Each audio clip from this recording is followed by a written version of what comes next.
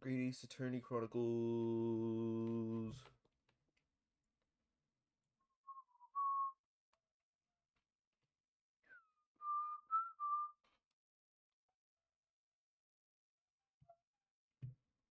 Doom doom doom doom doom doom doom doom doom doom.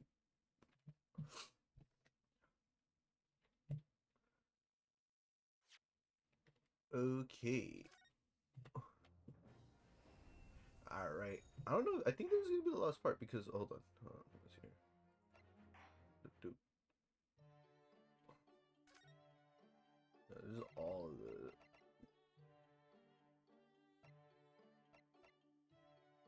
Oh, there's 5 chapters.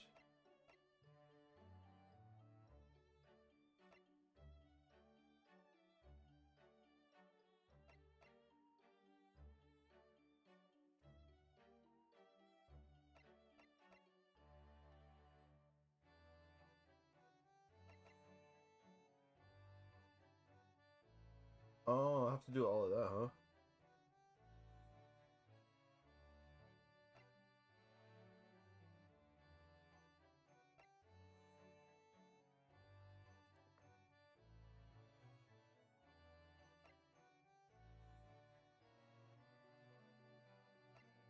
Yeah, all of this seems like I gotta do it before.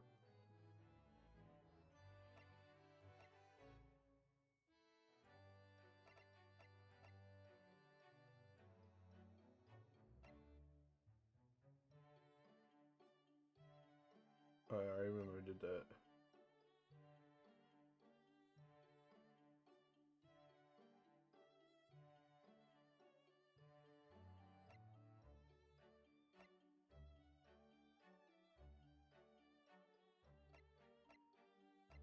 Okay, so this all of this. Okay.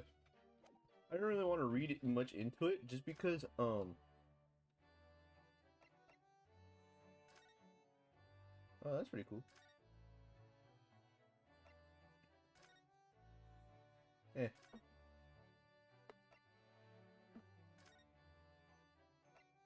I don't like that. What the buzz?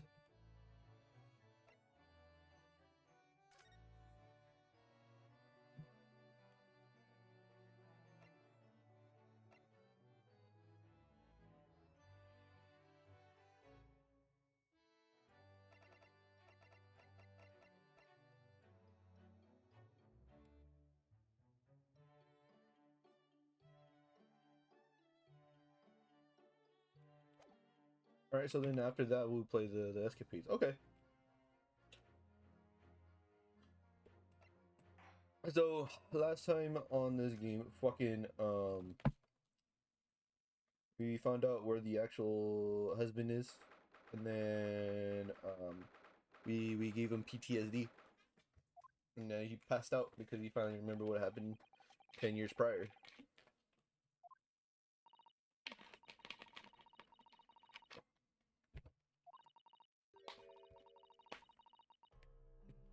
All right, so we're not gonna get there until the very end then. 10 years ago now, Mr. Visual attempted to commit suicide by jumping out of the window of the prison governor's office, but ever since then, he's completely blocked the memory of those events from his mind.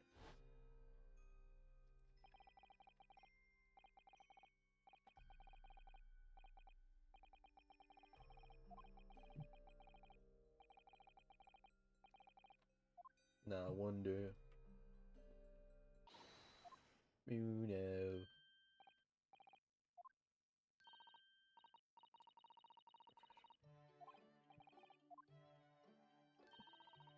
You and Susie had an exhausting day so far, haven't you?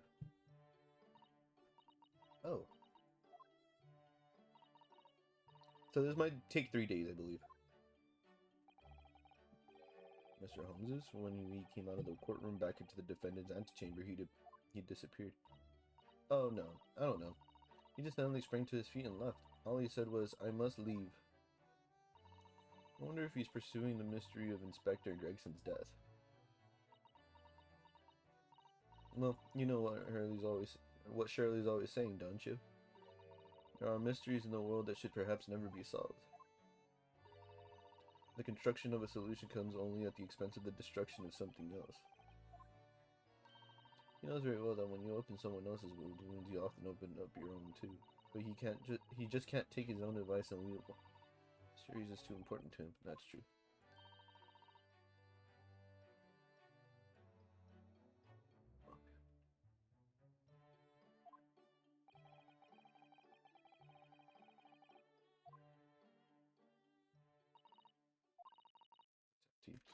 And then I'll give you a hand.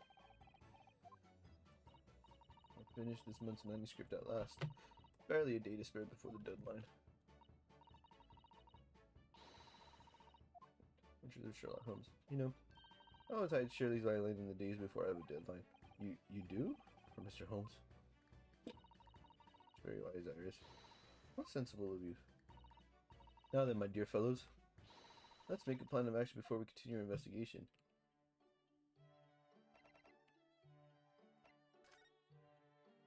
So one of the thing was I think this is the.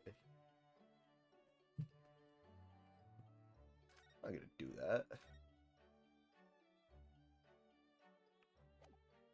It's the viola.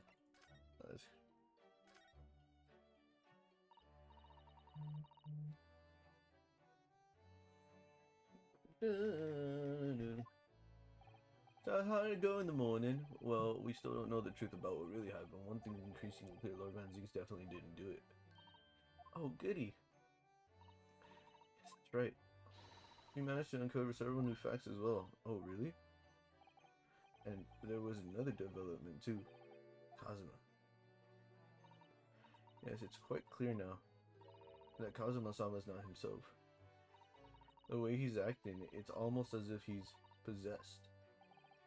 I know. I mean, at the end of the proceedings earlier, it was like a bloodhound the way he was chasing down Mr. Vigil's forgotten past. He's not normally so mercilessly persistent. What's going on in his head, I wonder? Nah, wonder. I really need to sit down with Kazuma and try to understand what he's going through. Alright, so that's one thing. If Gregson was really murdered the day before his body was discovered, then Lord Van Zieks has to be innocent, you see. What? The day before? Well, that should be easy enough to work out. Just by examining the corpse, surely. Yes, you would expect so, but curiously, no time of death was included in the autopsy report. That is curious. There are still unanswered questions about Lord Van Zieks, though, aren't there? I mean, what was he doing there on Fresno Street that day in the first place? He said he was investigating Inspector Gregson, didn't he? And it turns out that little room was actually the inspector's secret office.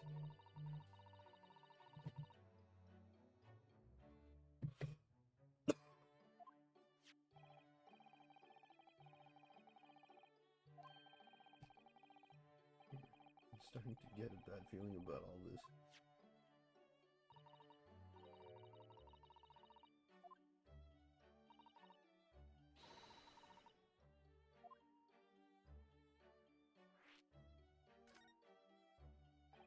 Never imagined I might have to be investigating the inspector's movements. Well, according to the entry in his diary, he was carrying out an incognito investigation of the Red-Headed League the day before his death. Even the same as Shirley? Well, Mr. Holmes was trying to imply, or as the inspector was supposed to be investigating.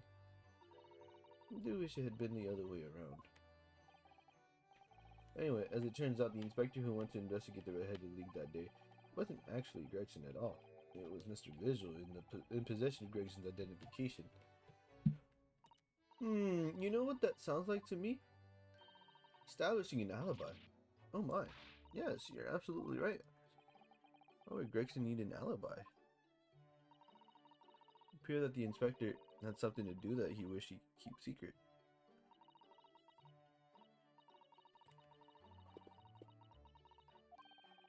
Perhaps they were seasoned with something a little more potent than salt and vinegar. I think perhaps we should try to move away from food analogies. Well, anyway, if Lord Van Zieks felt the need to investigate Gregson, I agree. We must try to find out what he knows.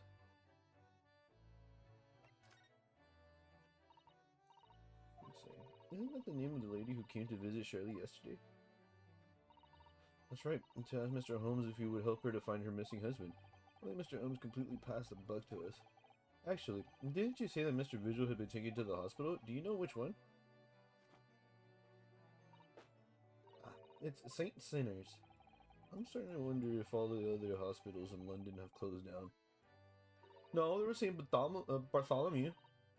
But that's amazing, you found the lady's husband already? Well, I suppose I have, by accident. And 10 years ago, while Mr. Vigil was the chief warder at the prison, he was responsible for overseeing the professor's incarceration. So when the convict escaped, he was held responsible and immediately dismissed.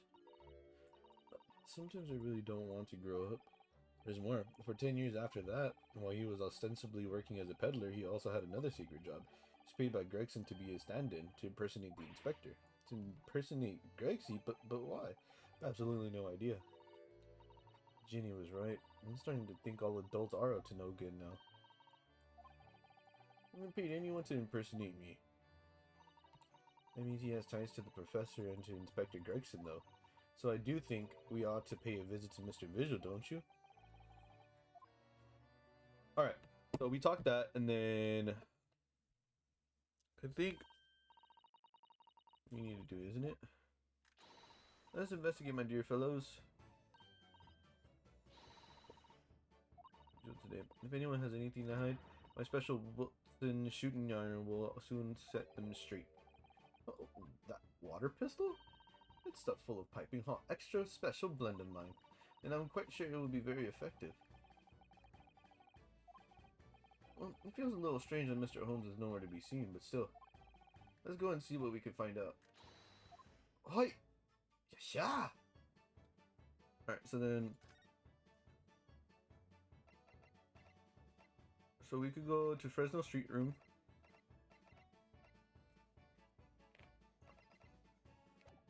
Okay, wait. Let's look at the history, because I forgot.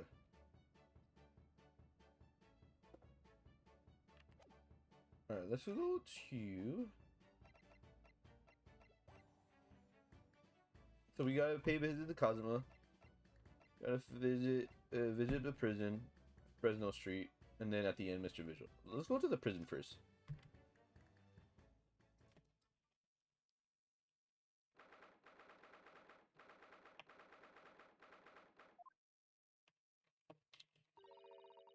And Zeke's is reading, look. He doesn't seem like he wants visitors, does he? But he must have noticed that we're here, surely.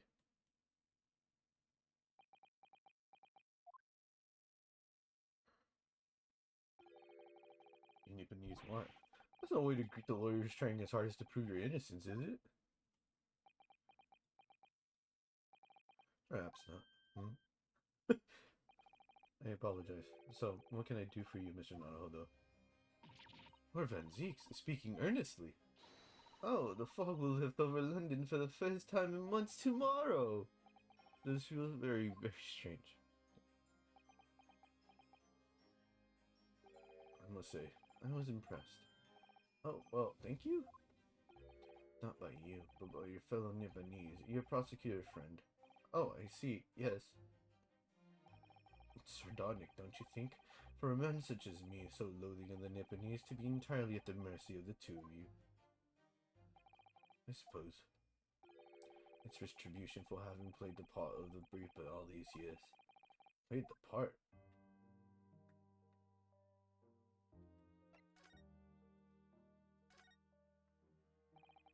You once told me that you gladly allowed people to believe you were the Reaper, because it helped reduce the amount of serious crimes that took place in London. Keeping quiet and playing the part benefits the cause, a cause I myself am committed to pursuing. Then why would I choose to say anything? But the henchman of a criminal killed by the Reaper attacked you only the other day, and that was just the most recent of many attempts on your life, wasn't it? Someone is clearly profiting from your silence about all this. Someone is using you. Believe me, ever since the Reaper first appeared, I've been doing my utmost to expose him. Or rather, expose the organization. Strongheart, I'm calling it. It's a whole organization? It's inconceivable that all those accidents were orchestrated by one man. No, the Reaper always appears to have very accurate information about the accused in each case, which can only mean that somebody at Scotland Yard is involved. Someone at... You can't mean... It's taken me many years, but I've finally identified the central figure in this Reaper organization. Tobias Gregson.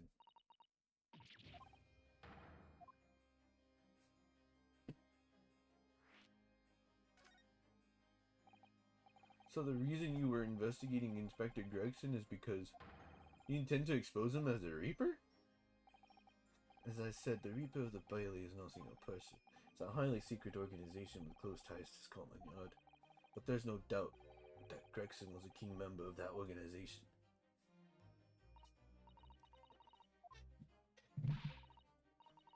He was behind all those awful criminals meeting there. Gregson didn't do the dirty work himself. Then, he was the tactician. His job was to covertly investigate the mocks and plot the assassinations. In order to do that without arousing suspicion, he regularly needed a firm alibi. Which is where Mr. Vigil came in, posing as the inspector. Vigil knows nothing of the Reaper, but the room he rents on Fresno Street was almost certainly the headquarters of the operation. Gregson would have met the assassin there for briefings. So we don't actually know who carried out the killings then. Actually, I do have a name. You what? Well, if you can name the man, you have the true identity of the Reaper already. Or, if I can name the woman. Oh. She's a young woman by the name of Assassin. Assassin! I was like, dude, what is that supposed to be? Wait, what? Sheen? It's Assassin. The true name of a terrifying killer I know only too well. She came to Japan posing as a visiting student and murdered Dr. John H. Watson. And then just when it seemed the diplomatic protection would help her escape Japan and conviction, the mysterious woman was herself murdered in a small summer beach hut. And that woman was actually the Reaper of the Bailey? But she's dead though. Mr. Naruhodo, this perhaps isn't the place to discuss. No, of course not. Can't mention it here. The fact that she killed Dr. John H. Watson, because Iris doesn't know, and it's very likely that the man was her father.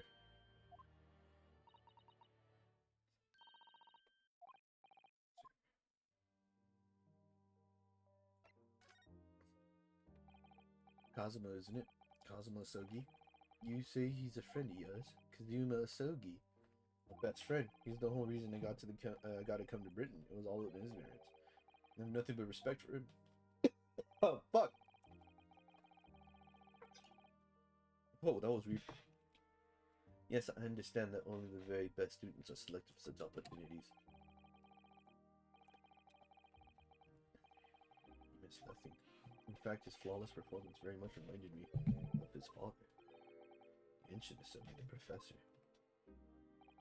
It's true that the aristocracy at the time was the root of numerous grave societal problems. They were abusing their powers, playing with the common man as pawns in politics, in economics, in war.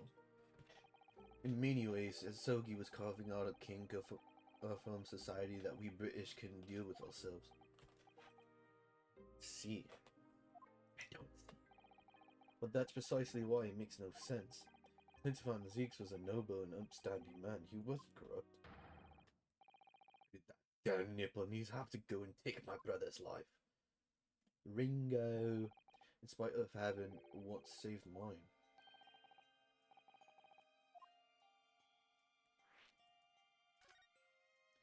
Dude, Van Ziek's soundtrack is actually kind of cool. I like it. 10 years ago on a foggy night, what was supposed to be the professor's final strike had sent a wave of panic through the capital.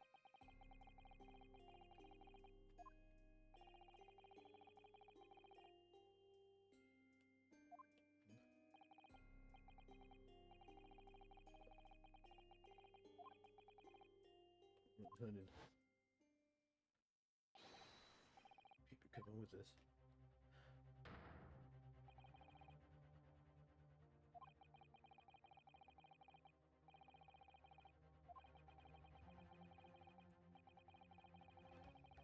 As well. Still in London, he decided that they had no sympathy for his younger brother either. Been targeted several times before already. Yeah, it's found Zeke's alright. We got him. You hear them murmuring amongst themselves. I knew they were after me. But just when I thought my time had come, I let them kill you, Clint. If I let them kill you, Clint would never forgive me. It was Asogi's voice, just a whisper in my ear.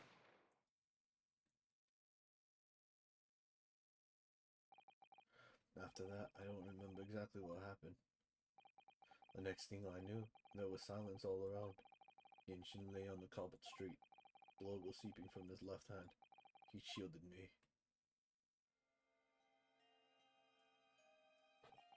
2 days later, they arrested him on suspicion of being one of the most notorious mass murderers ever. The Professor. How awful for you. Yeah, motherfucker was framed. Such high regard. I'm calling it, bros. So sorry, Lord Von Zeeks. Dum, dum, dum, dum, dum.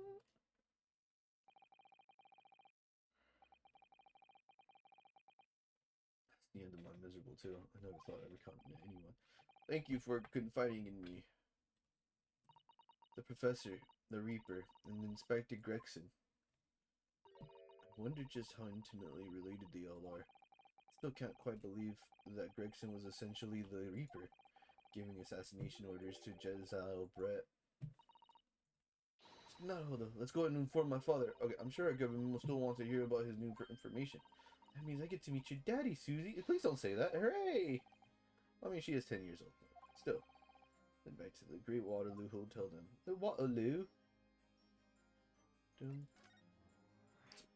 dun, dun, dun, dun, dun, dun, dun, dun.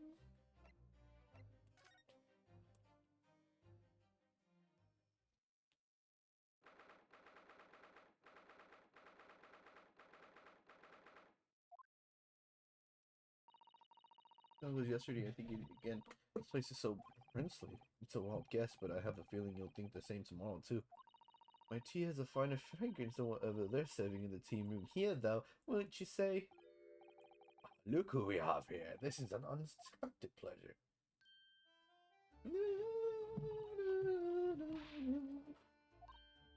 Father, this is Daddy Susie. How lovely. What a charming young lady. And you are. Dum, dum, dum, dum. Ah, really? So you're the author of The Adventures of Sherlock Holmes, are you? That's me, Iris Wilson, at your service, sir. Susie's been such a wonderful friend of me over the last year, you know. Oh, Miss Wilson. I must say, I read your work regularly and with much interest. Iris actually lives with Mr. Holmes, you know, Father. Is that so? Well, perhaps I go some way to explaining that bright look in your eyes. Hee hee. Hee hee. She wouldn't be smiling so airily if you knew just how bright she is, believe me. Now then, young Lord of the Hold, it was a pleasure seeing you in action earlier. As an invitee of the symposium, I was allowed to observe from the gallery after I twisted some wires. Now, I must say, it was a truly exemplary performance. Well, thank you very much. Although I'm fairly sure you omitted by Kazuma on the end there. No, please don't misunderstand. It was you who impressed me. Really? You didn't miss a step against Asogi, and we all know how capable he is. Really, to have matured in such a fine defense lawyer in less than a year is quite extraordinary. It's very kind of you to say so. Really nice to hear. What I saw in court today confirmed what I'd been hoping for. A favor I mentioned yesterday, Naruhodo. I trust you haven't forgotten. Oh, no, you did mention something, didn't you? Susato, we're having a private conversation. Alright? Of course, shall we take tea while we discuss matters further? Hey! Hey, it's just you and me. Don't pay attention to your daughter right now. I wonder where Judge Jigoku has got to. I thought I was about to say something. Father, do you know about the so-called Reaper of the Bailey?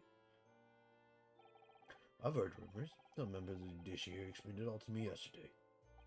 Of course, when I was a visiting student here in London, the Reaper was yet to emerge.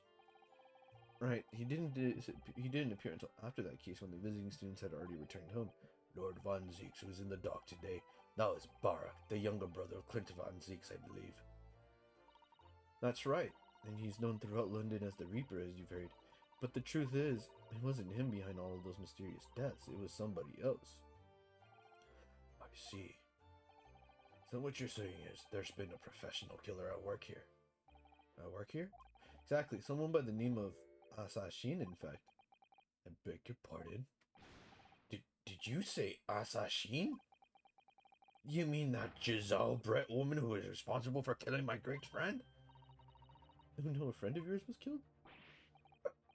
Professor Mikutoba, I think perhaps we shouldn't discuss this right now.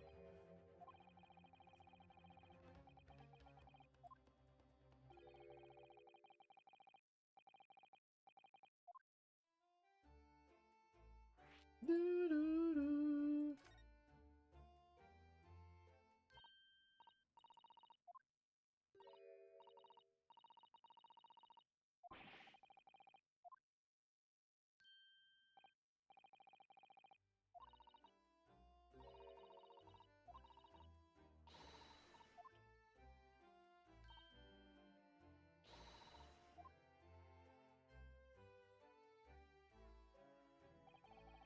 That young girl. Iris Watson, is she? Yes, that's right. She's the author of all those adventure stories starring the great Detective Sholmes. The name of the credited author isn't Iris, is it? It's Dr. John H. Watson. Yes, I know. That's the name of her father, you see. Her father? Dr. John Watson. I was deeply indebted to the man for all the kindness he showed me during my time in London. And that's why I was keen to reciprocate and invite him to the Imperial Yume University 4 years ago. Oh shit, that was 4 years ago? But he was murdered last year by Giselle Brett. Why would the hand of the Reaper stretch all the way to Japan? I know nothing about the case, but it seems very likely that the victim, Dr. Watson, was her father. Well, I can't say that we ever spoke about his family. I don't know if he had a daughter or not, but I think I can say with some certainty that he was never the great detective's partner. So, could it just been another Dr. Watson, you think? Well, John and Wilson are both common names after all. Still, it's probably best not to mention this to the young lady. So we thought, yes. We're back with cinnamon biscuits.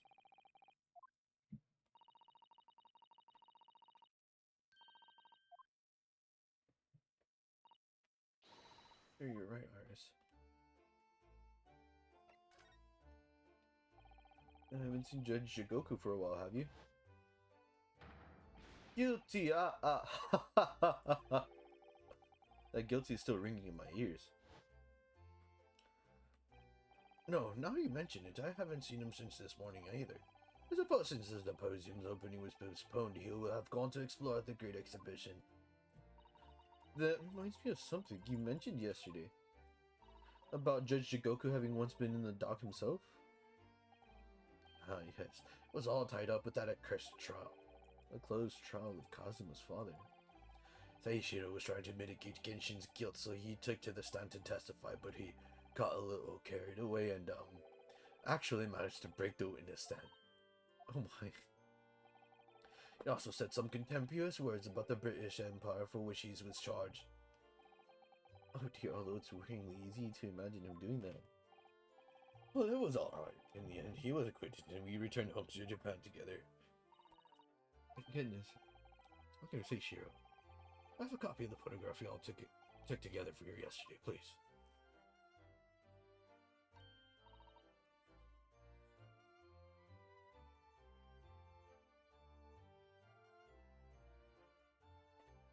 Interesting.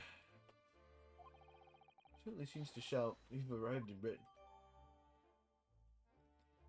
Why are you giving me this? Why am I gonna use it? Don't tell me Jigoku's one of them, man.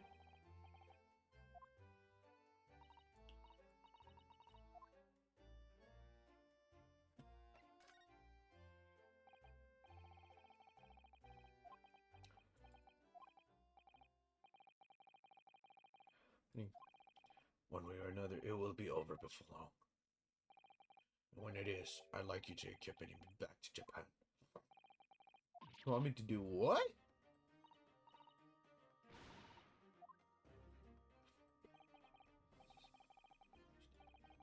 Seeing how our courts work firsthand. Japan's judicial system is in its infancy, especially when it comes to defense. Oh yeah, I mean, the Supreme Court of Judiciary is in desperate need of a good defense lawyer. As soon as possible. Ooh, Ace Attorney 3?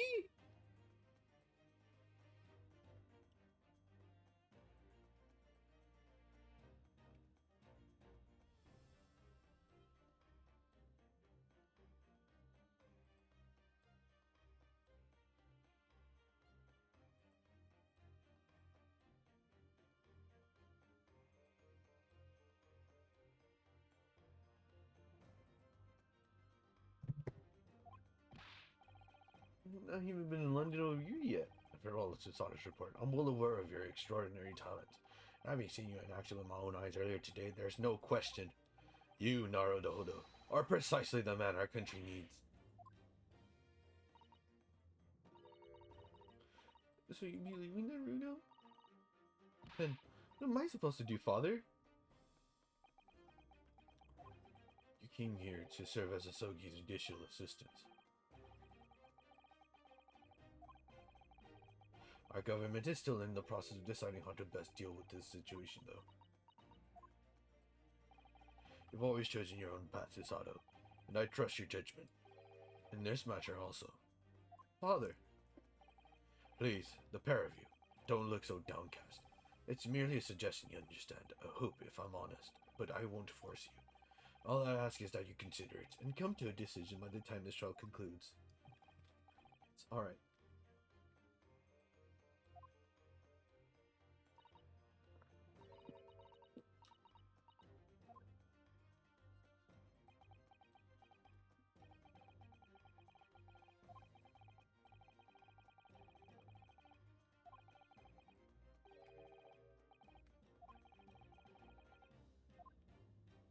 Weren't you trying to be like a professional archer or some bullshit?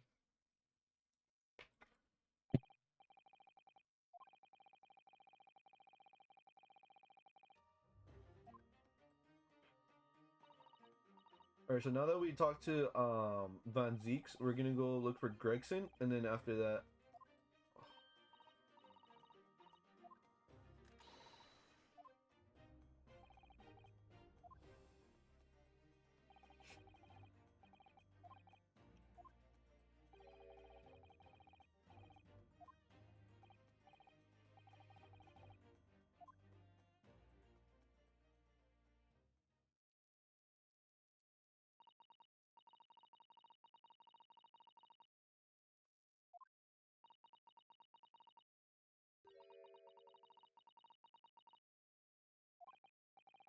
Alright, so yeah, now we go talk to Kazuma. Alright. Of course. So obvious. You have neglected to consider the possibility before now. Mr. Holmes? Charlotte, where have you been? Why, I joined you all for tea, of course. What an extraordinary question. The poor person consents. Mr. Naruto. Oh, yes. I must dispatch a telegram to your country at once. It is a matter of much urgency. Japan, you mean? Tell me, to whom can I entrust the task quickly now? Who? Well, my father has just now left to send a telegram to the Imperial Police Bureau of Japan himself.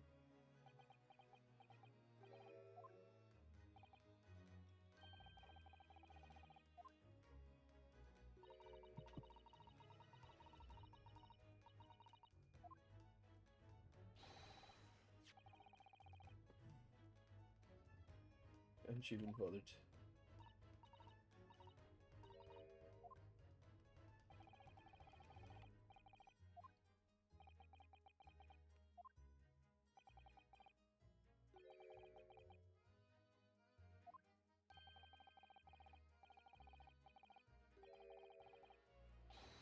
No, you may be surprised to learn that I am a very busy man.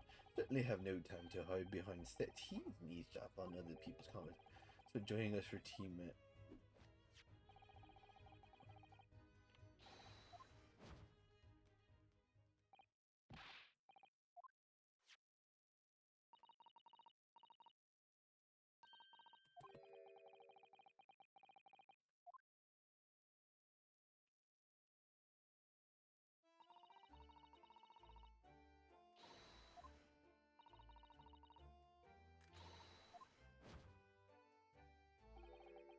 Just meet the everyone would be clamoring to pay.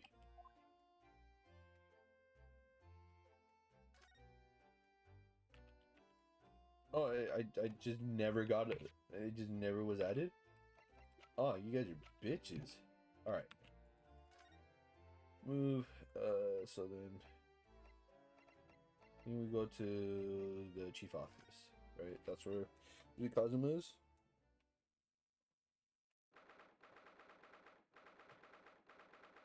Your Supreme Court Lord Chief Justice's office. No arguments, Prosecutor Sogi. You will continue with the trial exactly as I instructed. Is that clear? Perfectly. It's Kazuma-sama, defying Lord Strongheart by the sound of it. He never did know when to back down. Oh, Jesus Christ. On your way now, Sogi. I keep changing his fucking voice, but, you know, whatever. Whatever. Kazuma.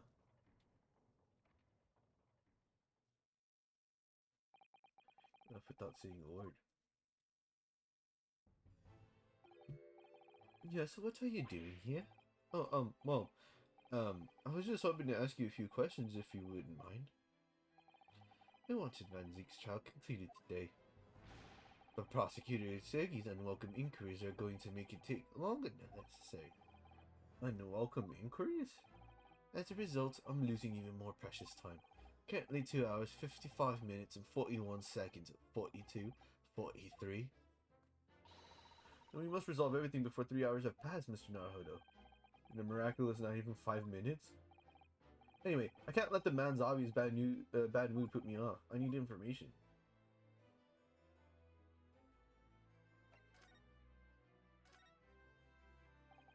Does Prosecutor Isogi believe that Lord Van Zeeks is the Reaper? I wouldn't know. It was 10 years ago, in that fateful closed trial, that Lord Van Zeeks made a name for himself among the judiciary. But the next trial he fought, he lost. It meant the ringleader of a criminal organization was acquitted thanks to all the jurors being under duress. That's awful. The man's freedom was short-lived. He lasted just 3 days. Yes, let me see. He died in a rock slide at his place of work, I believe. Correct, that was the inauguration of the Reaper of the Bailey. And people believe Lord Van Zeeks was responsible? He was brought to trial himself, but it was shown to have been an accident, so he must have had a solid alibi then. Nevertheless, the mysterious deaths continued. In total, 16 persons perished in unusual circumstances, ostensibly at the hand of the Reaper. That's a long run of coincidences. Well, the Reaper's true identity may well be revealed by this trial. And the impact that revelation would have on the British public cannot be understated. Is that why it's a closed trial? Precisely. This country hasn't seen a closed trial for 10 years. So the last one was the Professors? The trial of Genshin Isogi? Correct. Actually, we heard that originally. You were going to prosecute that trial yourself, Lord Strongheart. Van Zeeks entreated me to relinquish the prosecution to him, that he might avenge his brother's death. Here we are, 10 years later. The son of the man Van Zeeks I condemned now looking to avenge his father's death in the same way. They do say that what goes around comes around. However, it would seem that the new young prosecutor is harboring some ulterior motive as well. Kazuma's, I like my organization to run smoothly in the exact manner that I prescribe. As with the giant clock in here, I won't tolerate a single cog behind as with the giant clock in here, I won't tolerate a single cog being out of step with the others.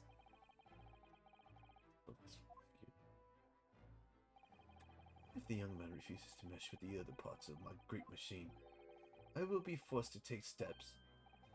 What do you mean? Not something with which you need to concern yourself with. In any case, all your questions will be answered tomorrow.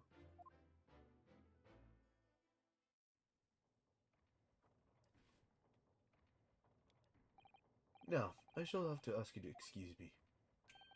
As of this moment, I've been delayed from attending my next meeting by precisely 3 hours. Oh my, that is a long time. And I hold you entirely responsible. Even though we miraculously managed to fit everything in not even 5 minutes? I wonder if you might agree to us, talking with Prosecutor Isogi?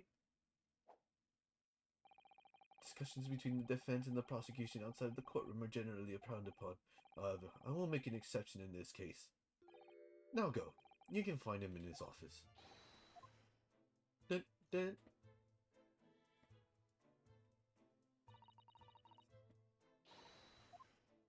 You know, this one's like a little bit more streamlined, whereas the other one, I had no idea what the fuck I was doing.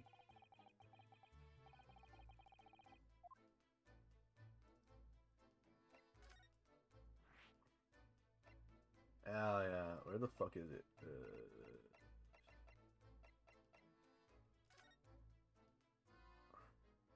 But that was Lord Van Zeke's office.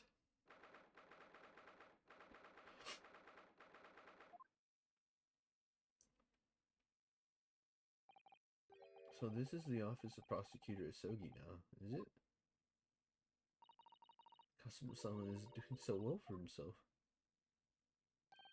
Even though he's always forced to kneel on the floor Japanese style in that bar corner, it's his habit to sit Caesar style whenever he's working. Kazuma.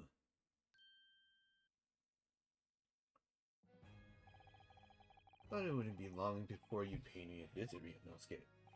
I was right about what I was said, wasn't I? Alright? You have all the makings of a great defense lawyer. Well, I always believed that you'd fulfill your dream of advocating in the British courts. Just never imagined for 1 second that it would be as a prosecutor. You stand in a foreign courtroom so gallantly realizing your dream. Kazuma-sama, I'm truly happy for you. And I am truly thankful to you, Judicial Assistant Mikotoba. Hey, man! Ryunosuke, I just thought it would be fun for you and I to shake up with the British legal system a little together. This isn't quite how I envisaged it, but suppose it's just another twist of fate. I've learned a lot of things during my time in London. About how Sasato-san's father was himself a visiting student here once, along with Judge Jigoku, and about what happened with your father. And you'll have no difficulty understanding why I had no choice, but why I had to find a way to get to Britain as a visiting student myself. I want to hear it from you, Kazuma. As you wish, Ryunosuke. Can, can, can I examine that? No. Oh, it's the crime scene!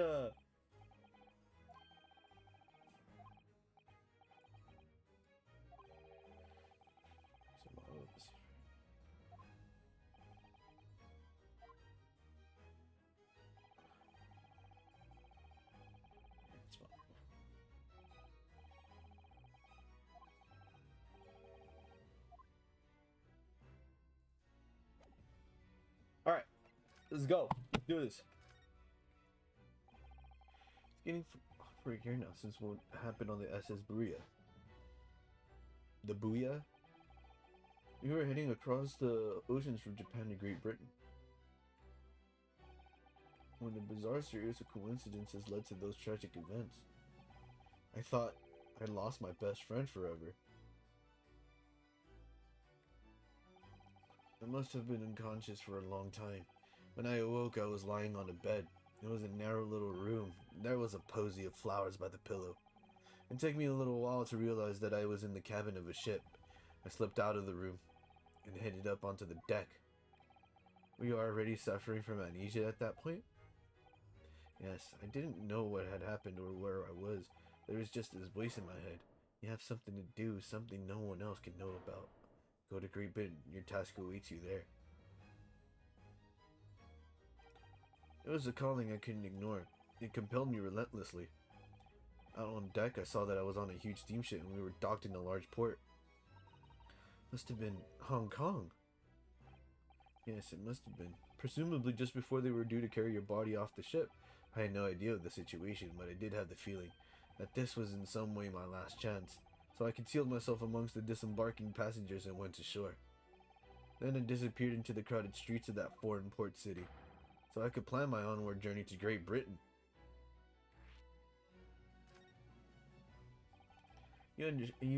Under a year ago, with all my past memories lost to me, I was left behind in Hong Kong. I was Justin. Everything was foreign to me, the sights, the sounds, the smells. My head reeled. I was truly at a loss. I realized now that I had escaped as a dead man with nothing but the clothes on my back. No money, of course. Terrifying for you. Luckily, though, I had 2 feathers in my cap. One being your knowledge of English, I suppose. That's right. And on the back of that, I was able to pick up some work as a deckhand on a cargo ship. Eventually, after calling at countless ports, finally arrived at Dover. That must have been some 3 months ago now. Your formidable tenacity of purpose showing itself again.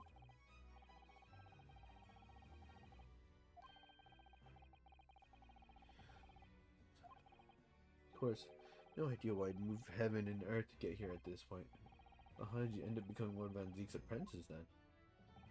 That can only be called an extraordinary stroke of luck, really.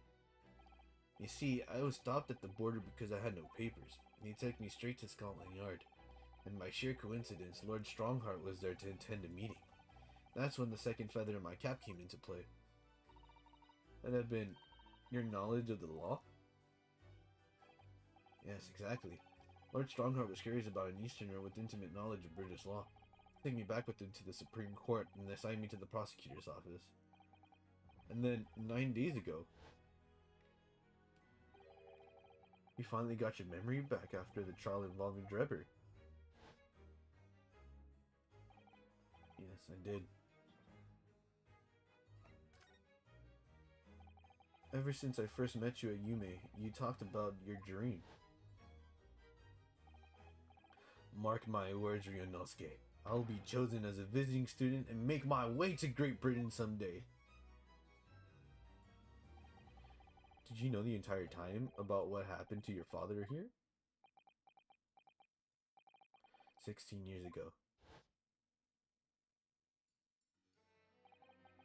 When my father left on that exciting trip to Great Britain, I was just a boy. We took a photograph together the day before his departure. It's my last memory of him. But what I remember most about my father is his unswerving sense of justice. 6 years after he left, a gentleman called at our family home, told me that Genshin, my father, had been taken ill in England and passed away. It was Professor Mikotoba, your father, Susato-san. Ever since then, the professor was very good to me. He even helped to fund my university education at Yume, forever being his debt. Oh, Jesus. But nevertheless, I just couldn't bring myself to believe what he told me. Then one day a letter arrived at our house from Britain. There was no indication of the sender, so I opened it assuming it was from an old acquaintance of my father. What I read in that letter changed my entire life. What did it say? It said that my father had been a mass murderer, and the writer cursed the Asogi name.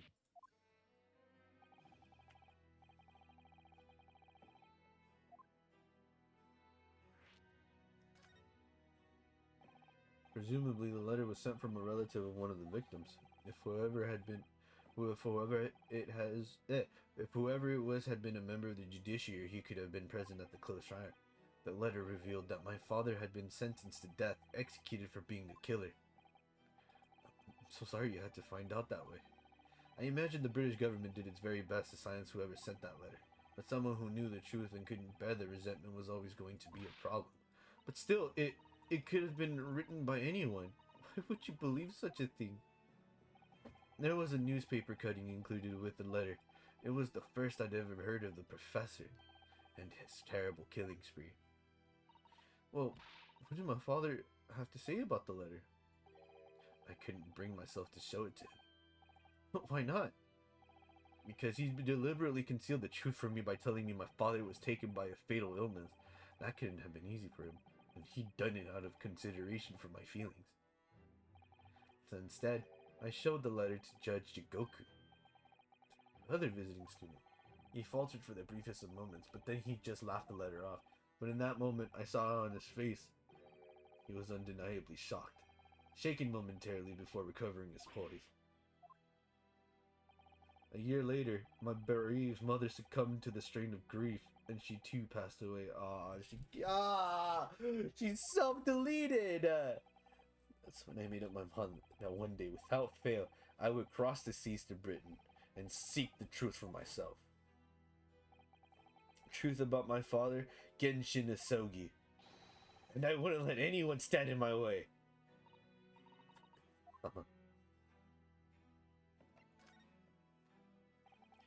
What we learned today in court turned things completely on their head. It was an impressive piece of lawyering, Ryunosuke Naruhodo.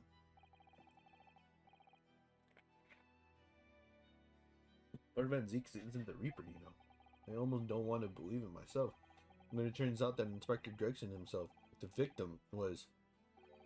It's clear that the inspector was behind the Reaper's activity all along. What? You mean you knew? The real question is, who's been giving orders to the inspector? Yes, Barak Von Zeeks is the real Reaper. And I know that 10 years ago, it was him who decided my father must be a mass murderer and sent him to his grave. No, he was merely seeing that justice was done as the law dictates. He's not to blame. Ultimately, it's people who condemn people. The law is just a tool that they use to do it. When a man condemns another, he must take responsibility for his actions. Of course he must. But I know for certain that my father would never have taken another man's life. Kazuma. On the contrary, my father's life was taken by the Reaper.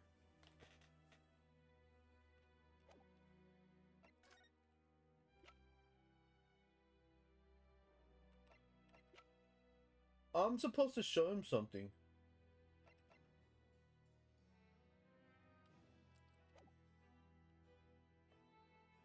Let's examine, actually.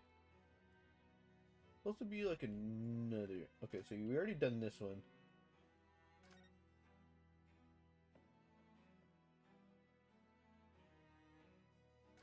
I think that's all we... No, not this one. What did I do?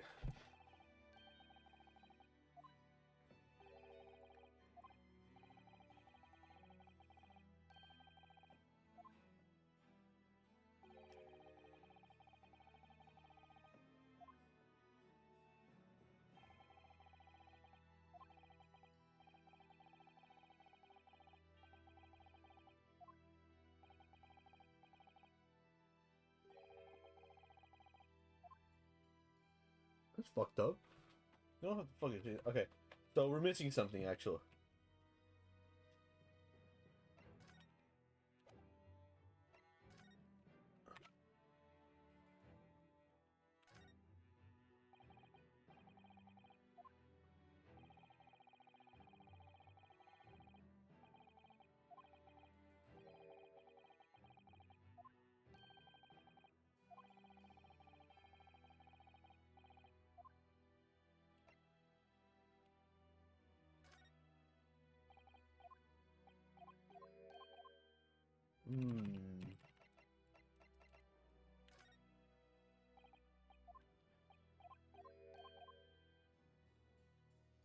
Okay, so then we're gonna have to come back.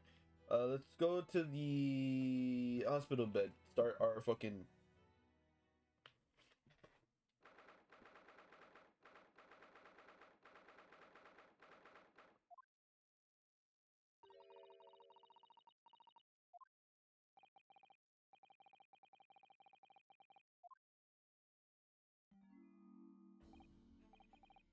The lawyer.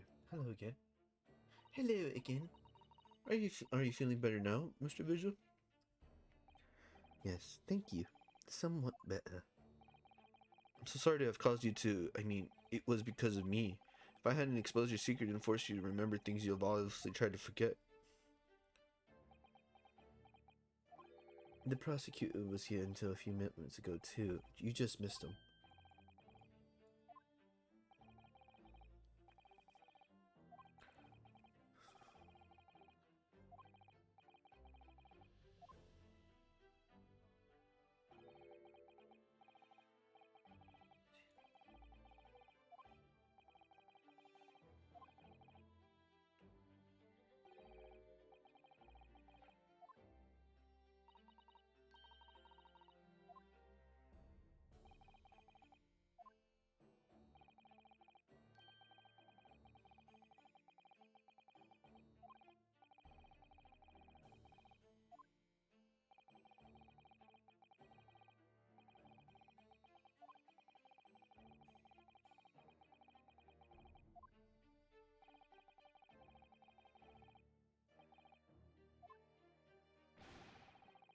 I hope the professor escaped 10 years ago. It wasn't me. I swear it's true.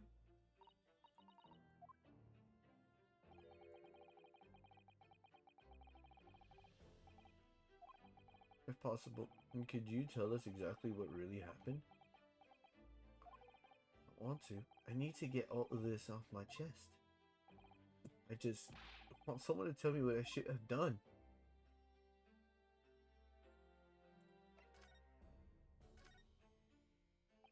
Inspector Gregson was obviously engaged in a special operation of some sort. He was investigating something that even Scotland Yard couldn't know about. He had to carry out those investigations. I would take his identification and impersonate him. Pretend to be the inspector and carry out investigations on his behalf. Oh no, never! A common street peddler couldn't possibly carry out a proper police investigation. All I would do is go to the specified location and make a little hoo-ha. Just something to leave an impression so everyone there would think a detective called Gregson was here.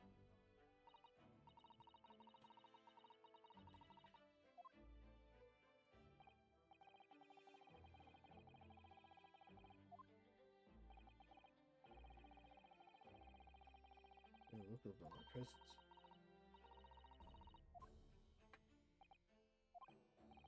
You would always make a point of showing Gregson's identification generally being loud. That's what the inspector asked me to do, yes. Well, that's one way of becoming a legendary detective, I suppose. No, a good one, though. As you know, I suffered this bruising around my neck at their hands. But the following day, they kept their word and released me. Not returning the inspector's identification to you, however. We had arranged to meet in the Fresno Street room at 5 that day so I could report back to the inspector, but at the agreed time, that's when I heard the gunshot.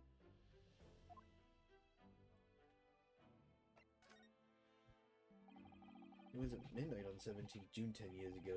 That was the time scheduled for the execution, but the professor's execution never actually took place, did it? Or rather, the execution itself must have been used to effect the plan of the escape. I hardly dare to imagine what a chilling plan it was. Barclay was renowned for being the highest security prison in the country. Everything that went in or out of the place was searched multiple times. But there was one notable exception, or rather, one notable loophole. Something that was never questioned. I have a feeling I know what that loophole was now. The coffins into which the bodies of the executed convicts were placed, correct? Yes. Once the coroner had confirmed the death of a condemned convict, the body was taken in its coffin for immediate burial in Lowgate Cemetery just behind the prison. So the chief warden first had to sign the necessary papers. And after that, no member of the staff was permitted to touch the coffin containing the body.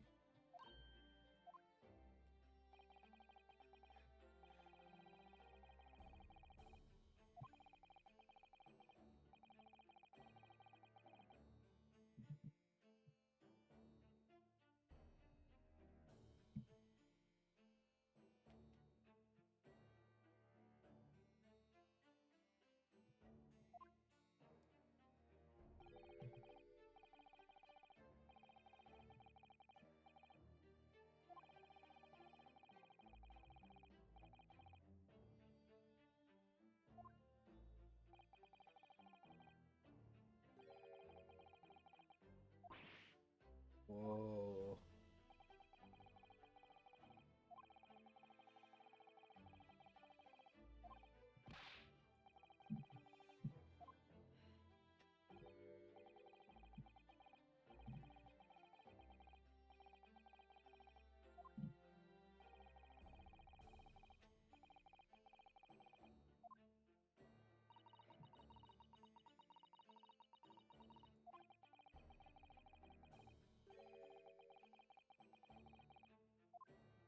Hmm.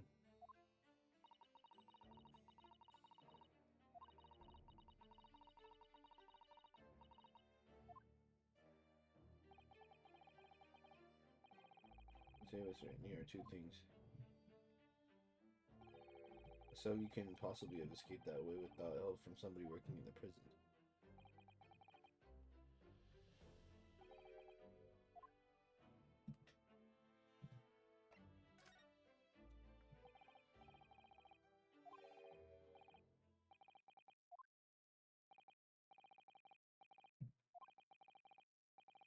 telling us what you know.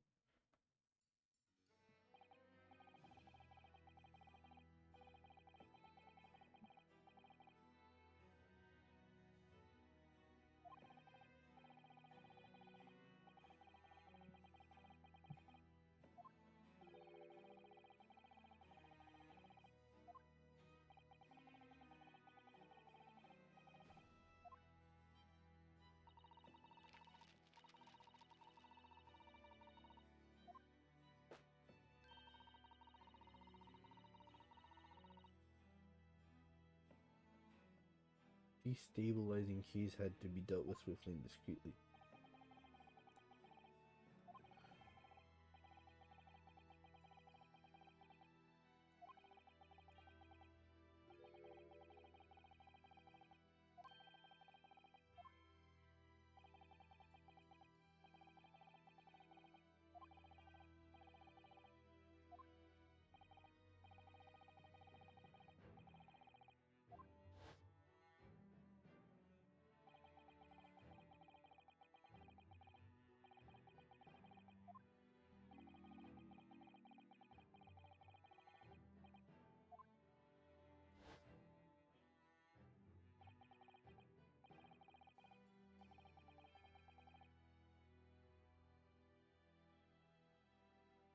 Dude, I have like so much fucking dead skin. What the?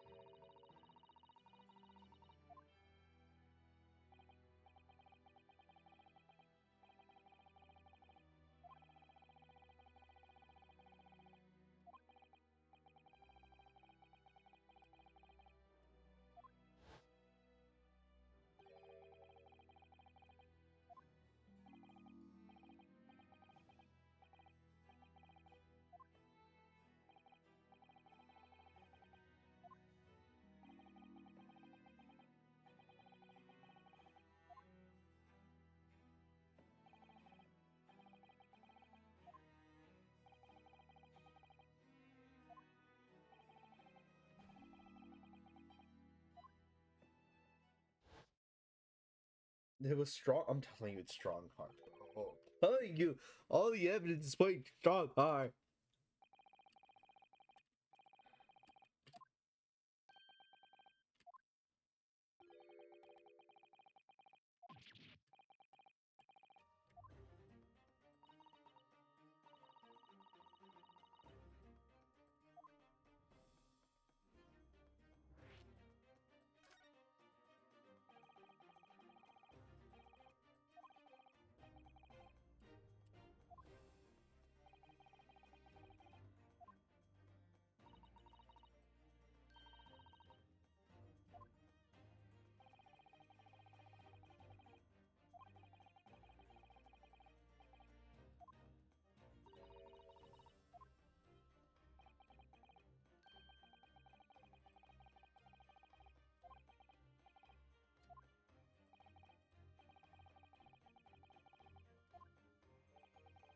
Communicating was livid.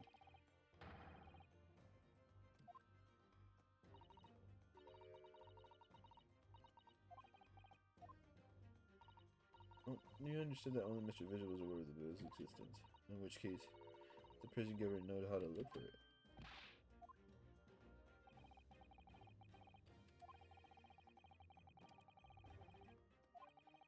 Only he didn't refer to it as a will. What he said was, the Asogi Peepers.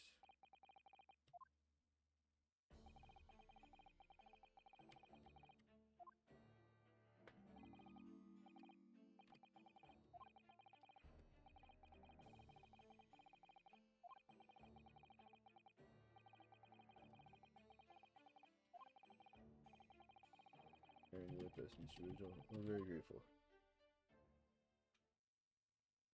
Okay, so go back to Kazuma now.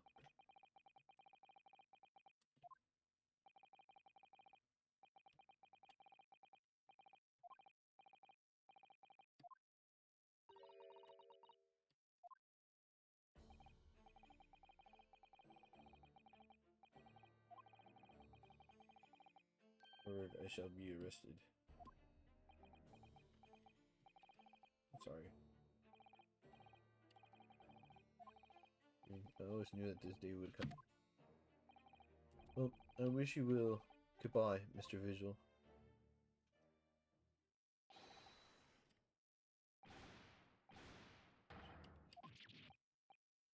Yes, what is it?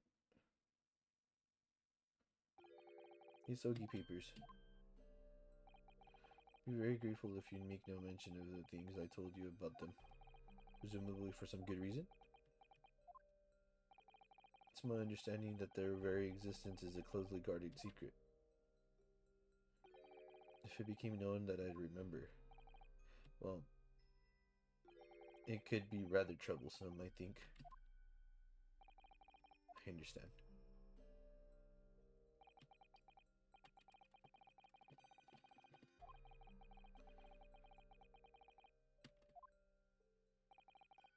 I wonder.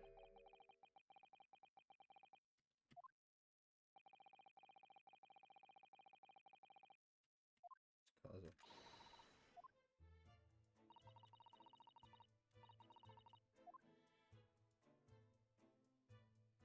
Dun, dun, dun, dun, dun, dun.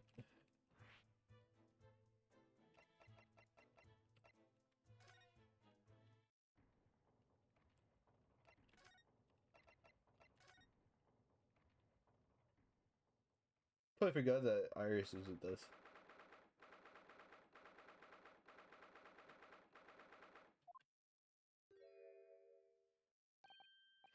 Och, back again, are you? Yes, hello.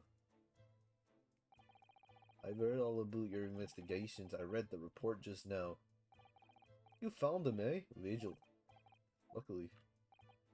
Well, anywho, the laddie doesn't I work near no more. So your case is not to do with Barclay.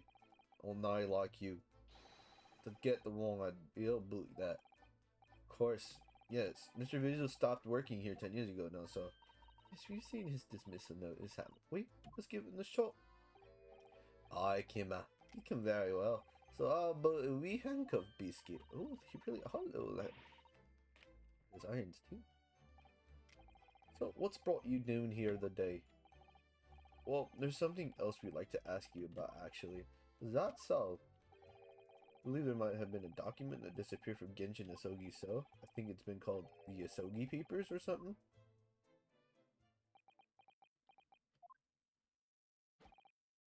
I know say Gregson's death not to do with things like that. Might have happened at Barclay.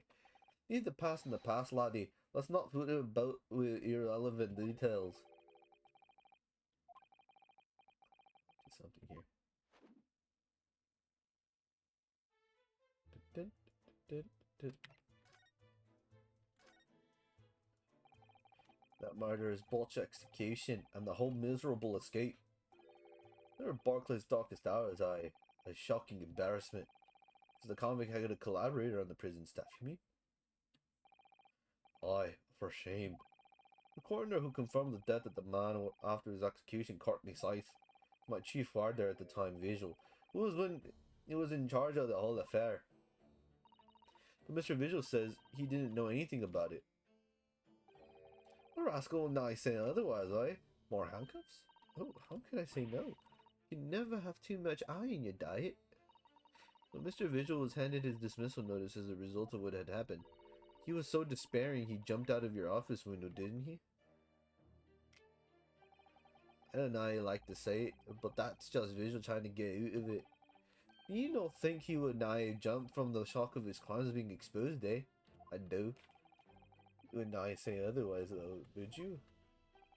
Of course, I can now shun all responsibility myself. Shouldn't I have let him deceive me? Actually, there's barely anybody that can what went on at that time now. We Gregson had been murdered and Dr. Scythe forbidden from having any visitors.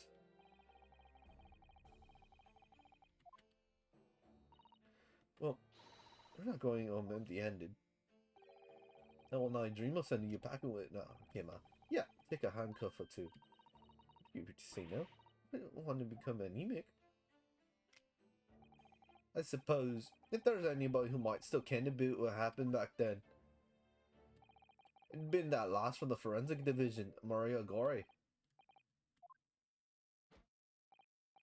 Eyesight's daughter. She'd not have no more, just the one. The wee Baron's following us, but the wee Baron's following the mam's footsteps. You didn't ever see her without a scalpel in her hand. Oh yeah. Mama, what is this?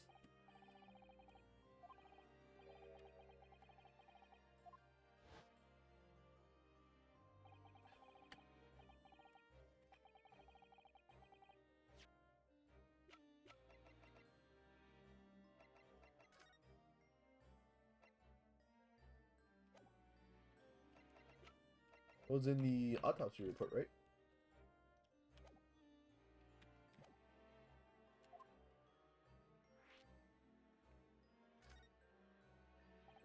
So, she's Dr. Scythe's daughter, but her surname... Aye, there's some familiar... Oh, aye, there's some family history, I'm sure, but I know kind of the ins and outs of it. She grew up watching her mom working with the bodies of folk who died in strange circumstances and decided to do the same with her own life. Can I understand it myself? Perhaps she was driven by a deep respect for her mother? Perhaps. Anyhow, she was in charge of Gregson's autopsy, I believe. Right, and the coroner responsible for this incomplete report. Someone told me once that the wee lassie always loved her mom's stories about cutting up bodies. There's even a rumour that she used to listen to the funeral march as a lullaby. Jesus Christ. Perhaps her mother might have told her about the autopsy of the keys 10 years ago. I'd say there's a fighting chance at least. After all, that was a life-changing case for all of us.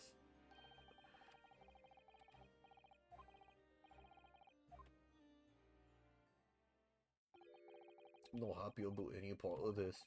It took years for Londoners to finally forget the whole professor business. Can you not get up on this, laddie? Stop asking pointless questions. Stretching out these painful memories for everyone. Can you not just stay away now? Leave me alone and then I come back over here then? Why'd you come to ken about that, laddie? There's not many folk even here in the prison who've heard of those papers. Well, sources must remain confidential, sir. Been led to believe the papers are actually a last will and testament, is that right? Professors, or rather, Genshin Isogi's...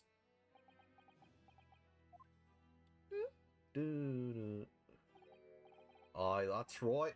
You're well informed, Jimmy. Was that the end of the silent treatment? Then after the convict's execution, it mysteriously vanished from his cell, didn't it? Ivers, no, you're off at a half cock there. I think you and I quite get your facts straight. Someone's there in the cell exactly where it should have been. Oh.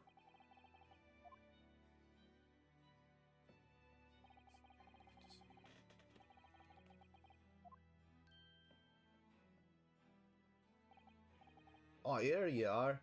Whom you see? Last will and testament of Genshin Isogi, written with a calligraphy brush. course, I cannot read the word of those Japanese squiggles, but the mind that says he leaves all his worldly possessions to his son back in his homeland.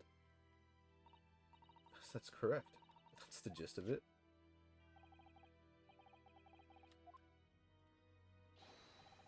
Why, of course they are. Papers written by Isogi Naida about it. There's no mystery here, laddie. That's your lot.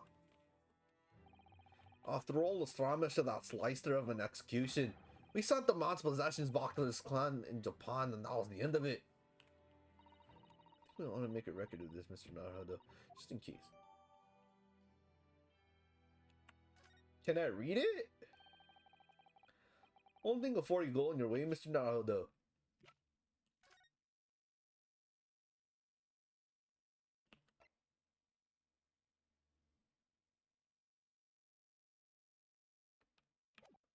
Was it? Those papers are not to do with this. Those papers are not to do with Gregson's death. I prefer if you didn't now make no mention of them outside his office, or rather, I wouldn't I just prefer it, consider it an order from the highest levels of our government. I understand.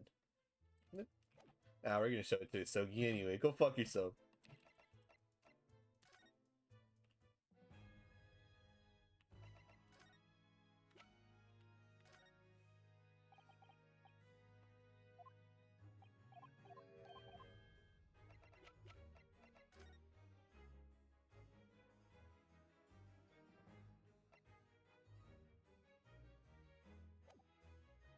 Nah, okay. Nah, okay. Go fuck yourself. Okay, we gotta go to the St. Sinners, right?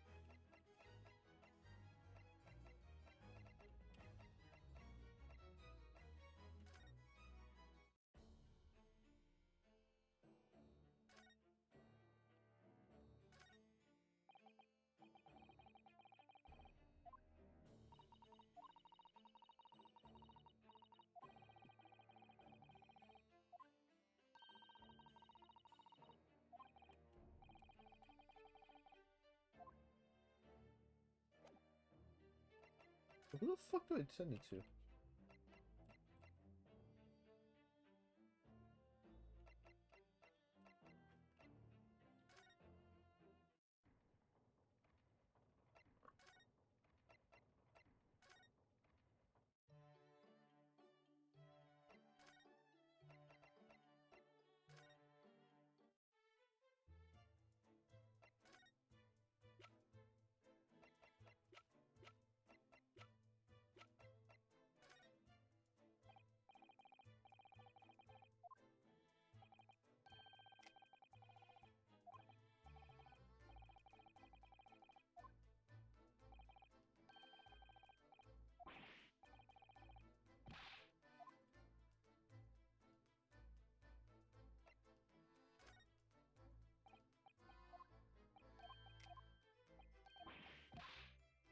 Now who the fuck am I gonna... Ooh, wait. What if we go back to the Waterloo Hotel? No? Okay. I think now it's time to go to the Fresno Street room.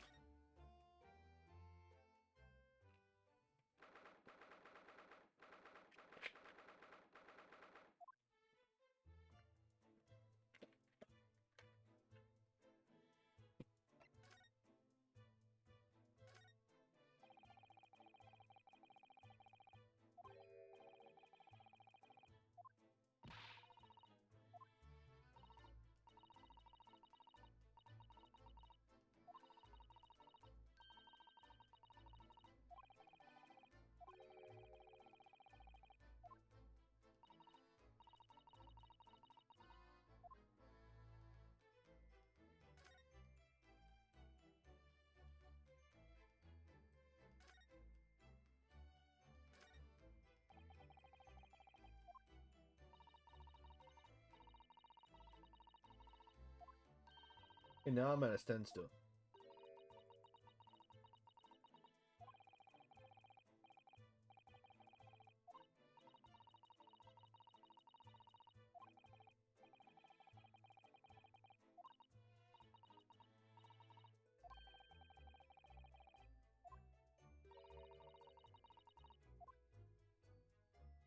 Okay. So what if we move? So now we are missing something. Let's go to the prison. See what fucking. Dun, dun, dun, dun.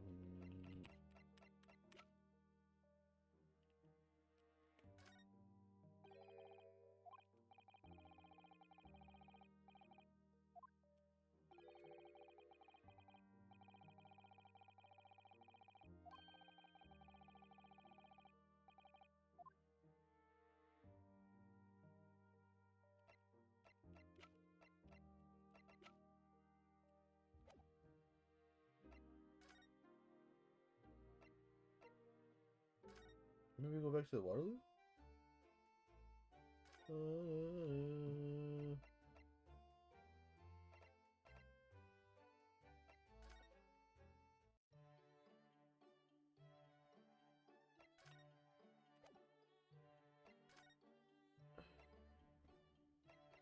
Where the fuck am I gonna go? Okay, wait.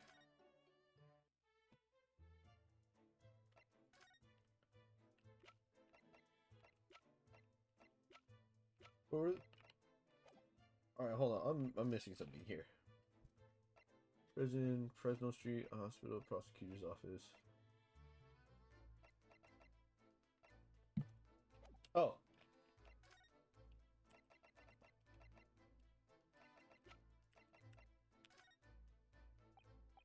No.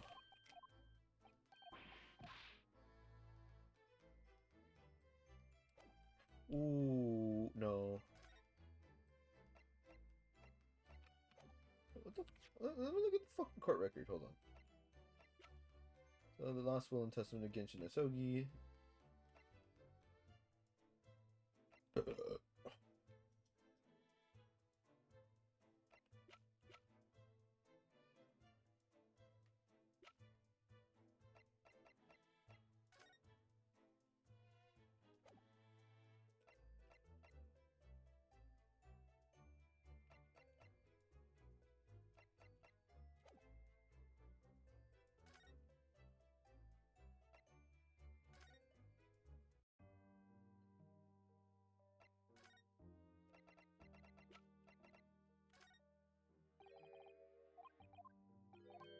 Motherfuckers.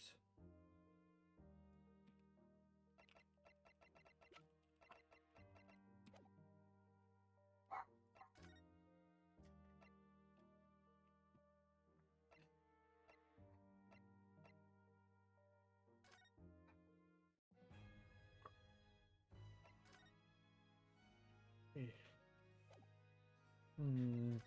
What am I supposed to present?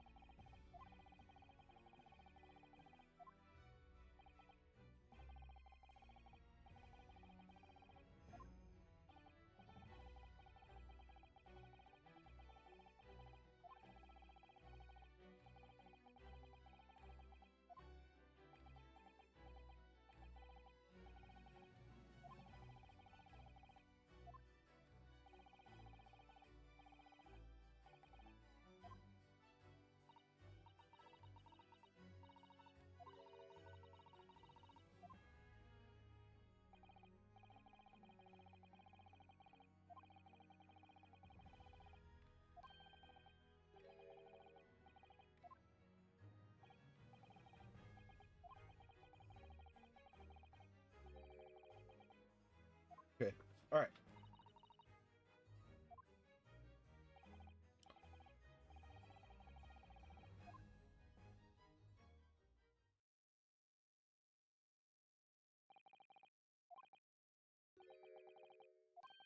Or four.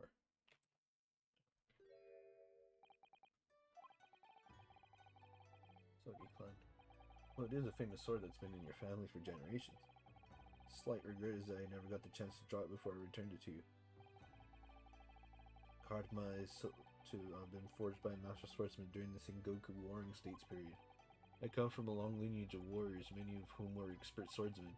Well then, you're here to chip off the old block, I say. This blade, Karma, is the symbol of Yosogi's clan's honor and might. Apparently, one of my father's apprentices even took the blade's name for a surname.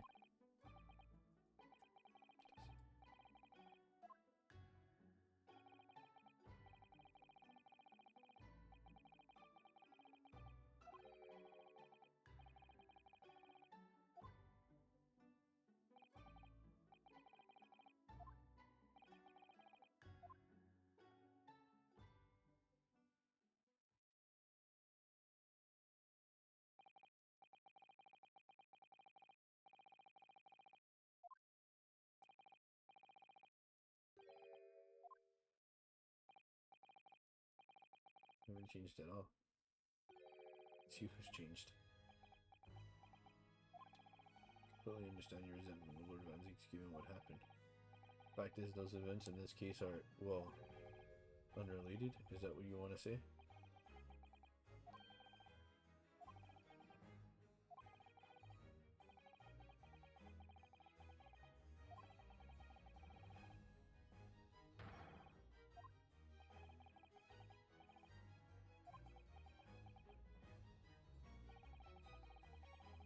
So I'm sure I don't need to tell you that I won't be taking any prisoners in the courtroom. Till tomorrow then, in the Old Bailey. Alright, so now you have to just go talk to Gory. Yep.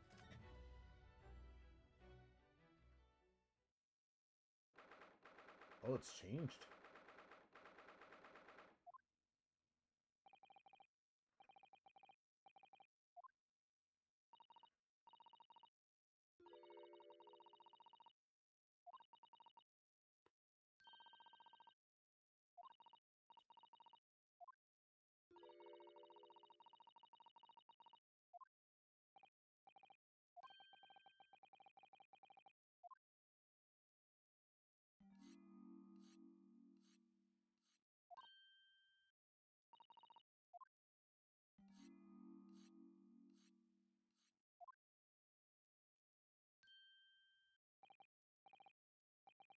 Dr. Gory?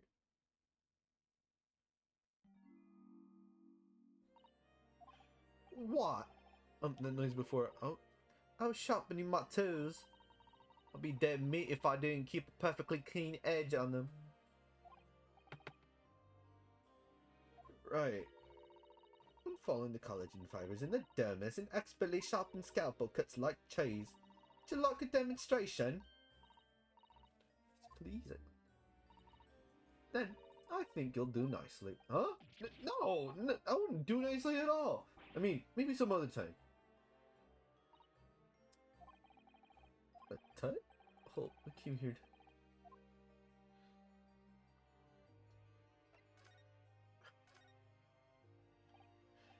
We have actually met before. I'm a lawyer, if you remember. You're not dead yet. What? So Mama said I wasn't to cut you open. She's so strict about things like that. Oh, good. Dear. She's not interested in talking to us for the time being anyway.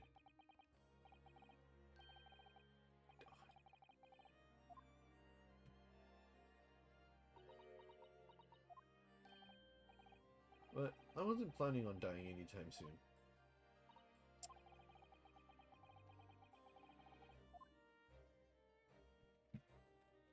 Uh,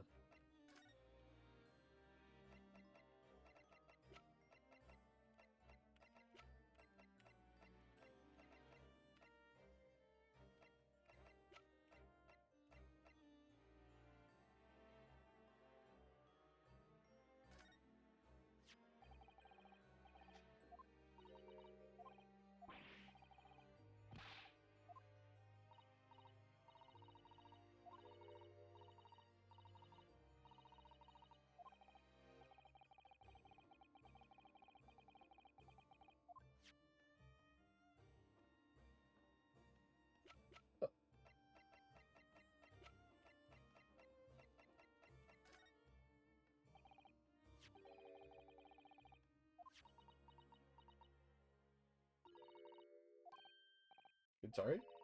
Skin didn't snag my blade once, and very little mess. Its joints dislocate easily, and its muscle tissue was a pleasure to work with. Give the details. But there's there's one thing about the report that's caught my attention. You don't seem to have recorded a time of death.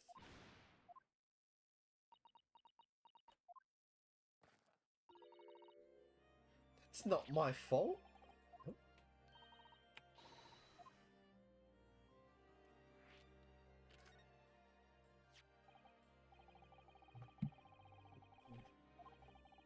It's really the most crucial detail. I was told not to write it. What? By whom? Miles Strongheart, the Lord Chief Justice. He came here. Lord Strongheart came. He said that from the witness statements about the gunshot and the other evidence, it was obvious. The man clearly died at 5 p.m. on 1st November when the gunshot was heard. But that's not the time of death you wrote on the report. You didn't write anything. Was there some reason you didn't include it? Dr. Gory, if you're hiding something under Lord Strongheart's instructions, then sooner or later you're going to go to the same way as your mother. Give it here then. Hmm? Now, you've written. What? What she's written? Tell us. Indeterminate.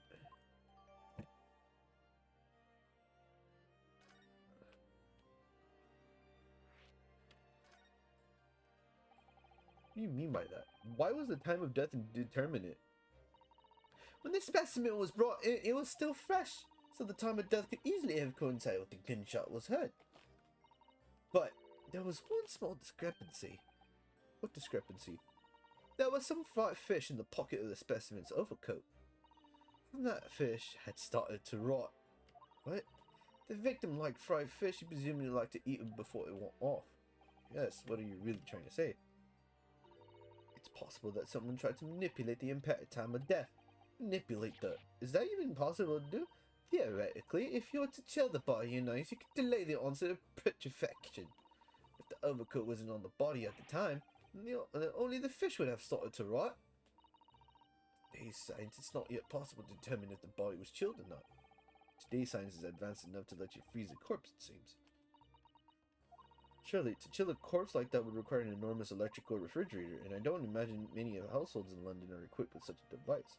No, definitely not. Maybe in a factory, or some other special places. Don't recall seeing any factories as such like on Fresno Street, though. I wonder, if the inspector's body had been chilled somehow, what might the actual time of death have been? Couldn't say for sure. But the most, it might have been a day earlier. No. In other words, it would corroborate your previous deduction, Mr. Naruto. Inspector Gregson was killed the day before his body was discovered at a different location. Did you inform Lord Strongheart of this possibility? He simply said that there were no electrical refrigerators of that site in the vicinity.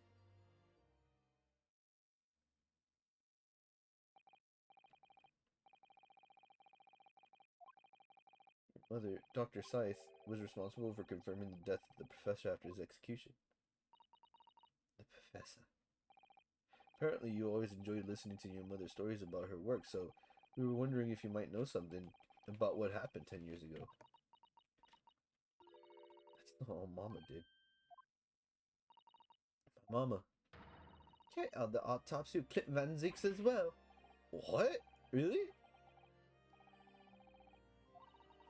The idea of carrying out an autopsy on a member of the aristocracy was completely unthinkable back then. Although the detective in charge of the investigation insisted it was miraculously authorized. The detective being Inspector Gregson, of course. The autopsy provided the vital clue needed to arrest the killer. Mama was there for that historic event. What does all this mean? You know, that amazing autopsy happened right here in this very room. The Professor and Clinton Van Zyx. They both spent their final moments before the burial on that dissection table there. So this lab, Mama's lab, was instrumental in some of the country's most important events. I wonder if you tell us more about exactly what happened back then, Dr. Gory.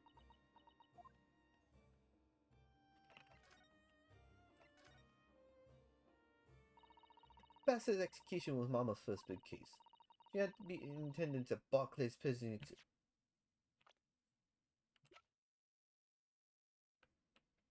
Huh.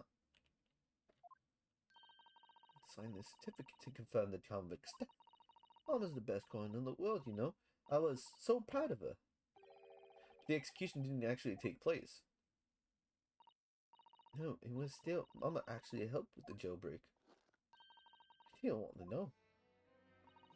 Oh dear, you found out recently, you mean?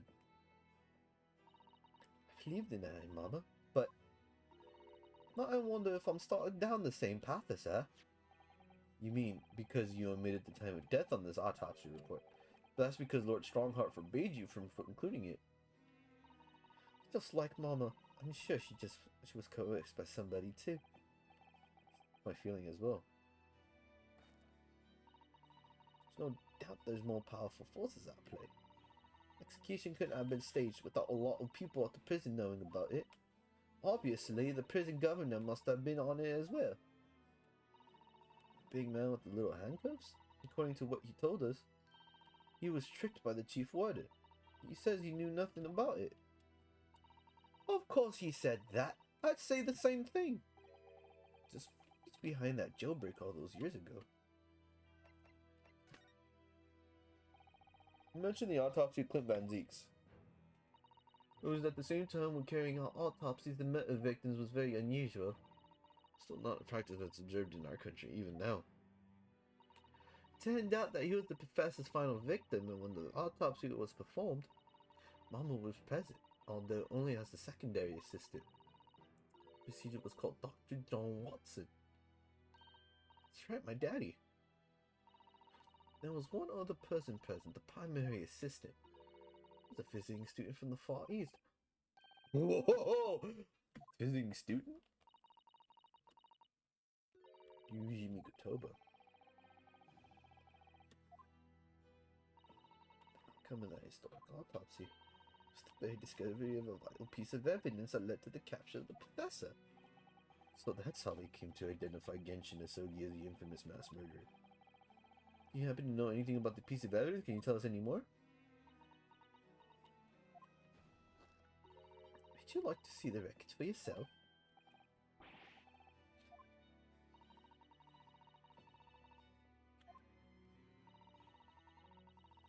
Those cabinets.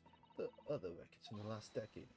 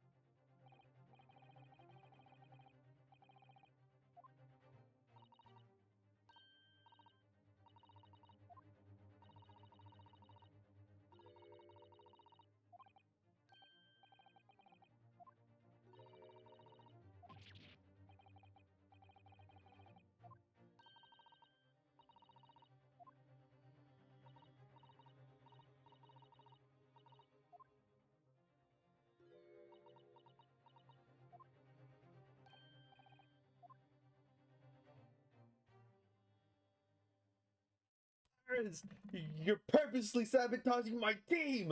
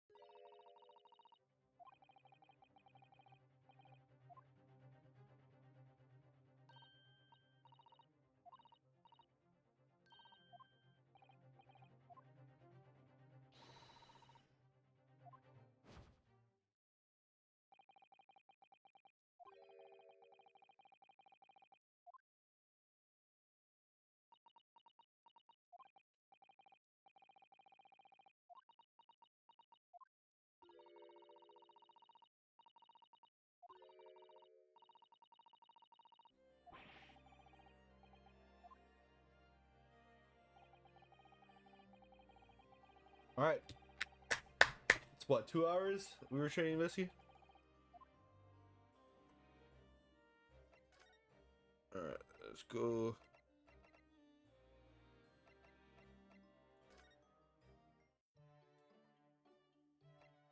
Waterloo?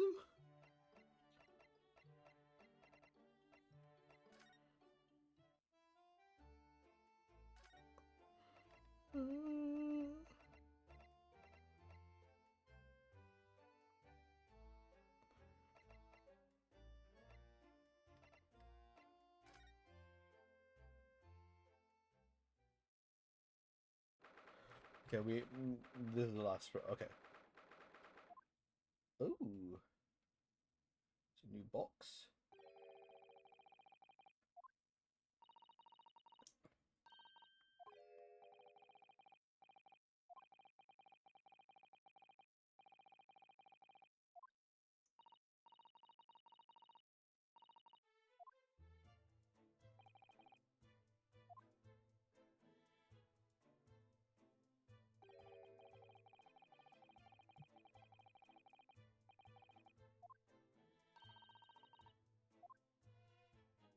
I already see it. Come on, don't be stupid.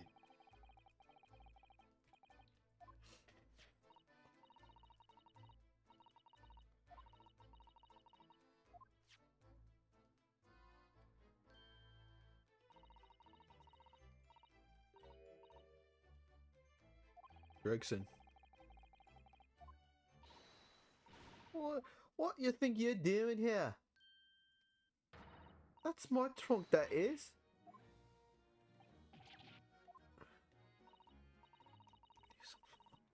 If you say, every Tom, Dick, and Harry's got his gritty eyes on it. But what? Spit it out, Otto. Is it fair to say that you've only owned that trunk since this morning's trial? What are you trying to say? Come on, this trunk goes with me everywhere. Always has. Where you been the last year? Taking care of your wrath, mainly?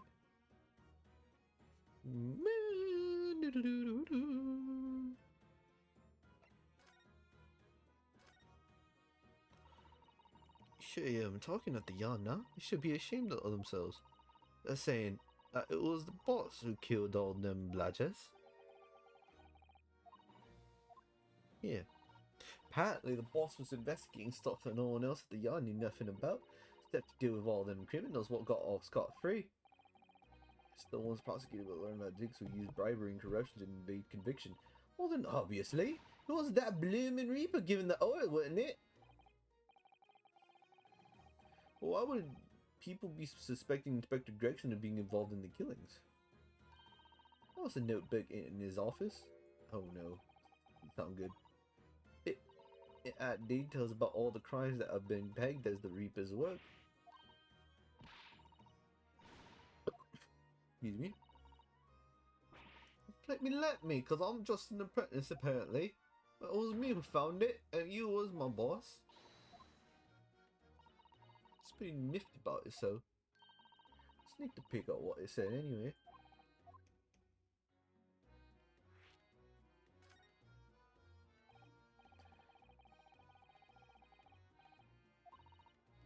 Wait, I see it. It's more bright to read what you wrote. What have you written, Gina? Dates, times, places, names. Oh, long list of all details about the blood is supposed to have been done in by the Reaper. But there could have been an explanation for that. Perhaps it was a record of the inspector's investigation into the Reaper's activity. Exactly, that's what I said. That's the first thing you think, right? As it happens, it was full of names I recognized anyway. Well, the Reaper's targets were almost exclusively known leaders of London's criminal underworld. Well, yeah, but there was no one named. There was one name right at the end that was a bit odd. At the end of the list, you mean? Pretty sure the date against it was 31st October. The people for the inspector was found dead. It wasn't like a name I've ever seen before. It was something fun like, nah, it's no good. I can't remember it. I don't think it was an English name put it that way. Oh dear. What a pity. Well, something else too. I don't know if it matters, but the same name kept coming up over and over. Shin, it was? Don't suppose it means anything, but...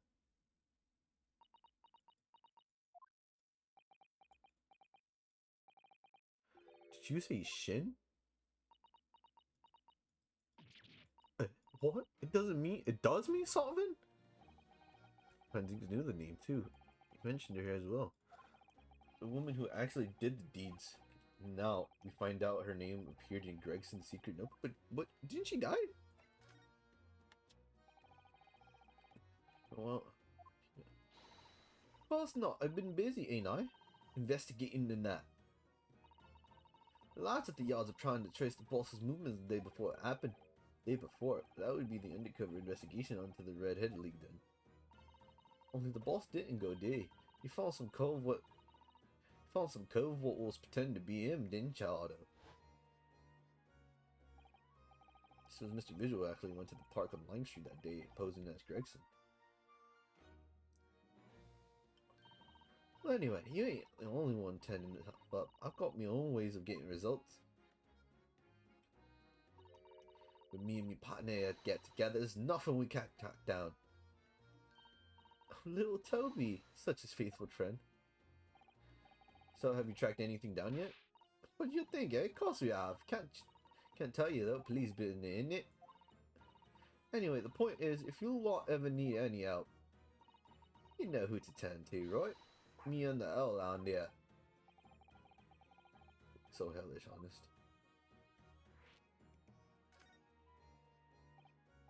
Gina, about your Hellhound there.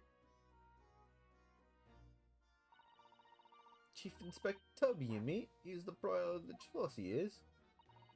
Japanese police dog means something quite different and not altogether nice to those involved in the crime.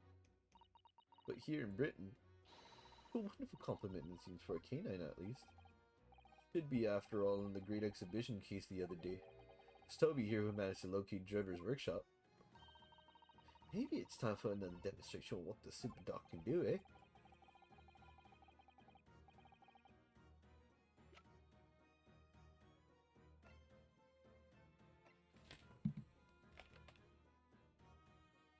Probably this one?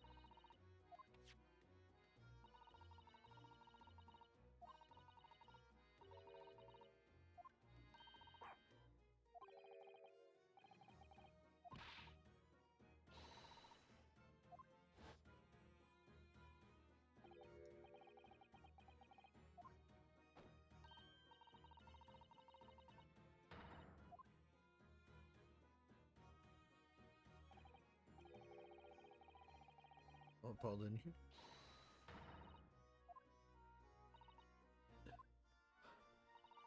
And the chief inspector gave that sandwich a good grilling, ain't you? What he said? I thought it might fetch a good price and the chap wouldn't be needing it anymore, so...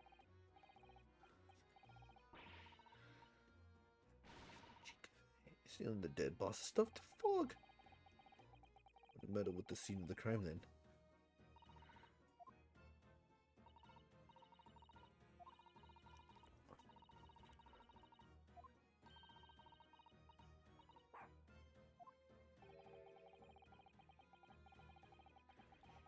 together.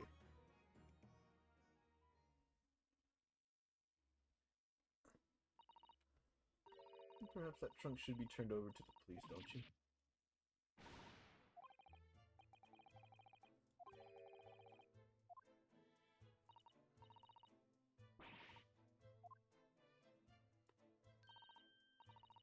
It is a fucking scratch though, so looks like the bullet went through his fucking.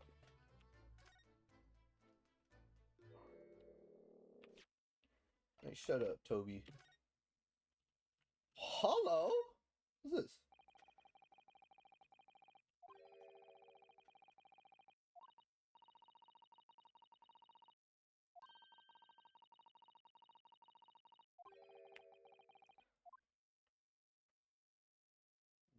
Hmm. Can I open it though? Ooh, I could open it.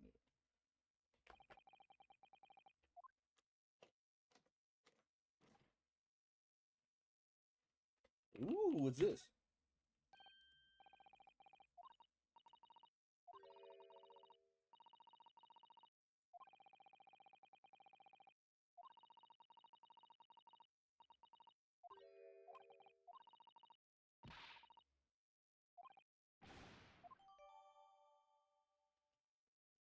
Sure for travel front stupid.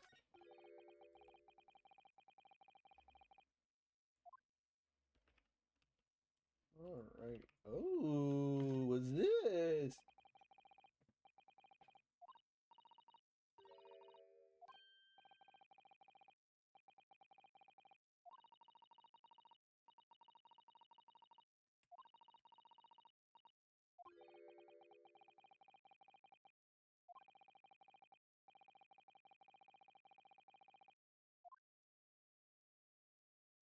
Alright. I think that's all there is to it. Yeah. Alright, let's close it up.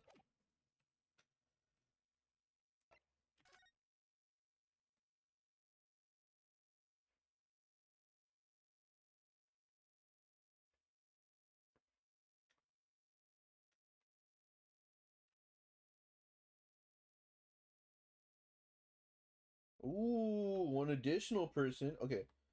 Passport number is ACDO 522 with enrollment from October 31st October. Okay. And we're in like what? November 3rd? November 12th? Wait, when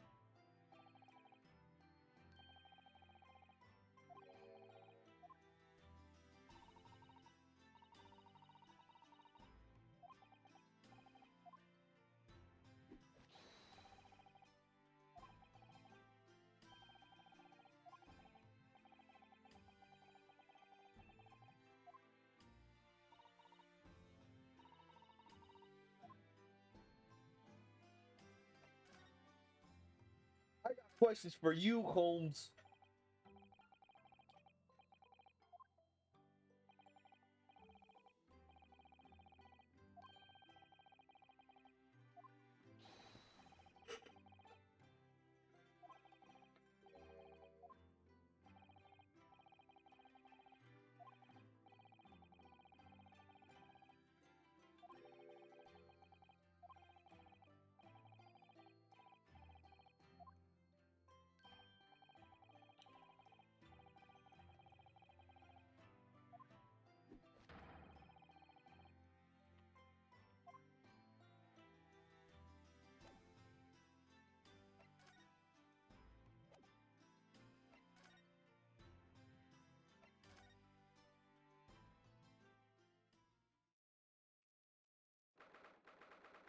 Yeah, so 2nd November.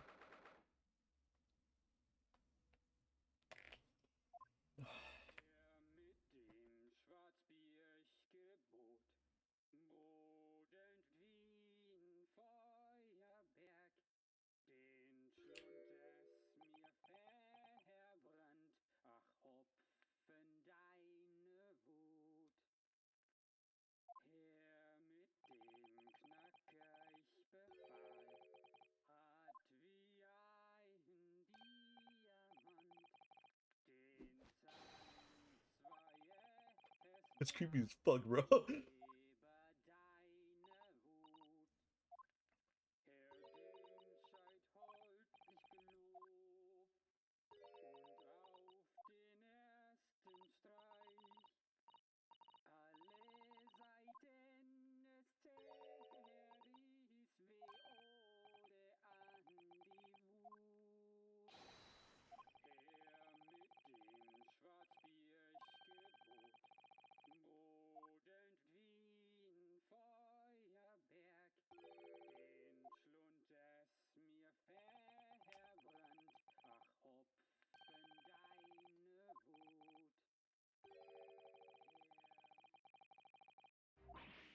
Let's go.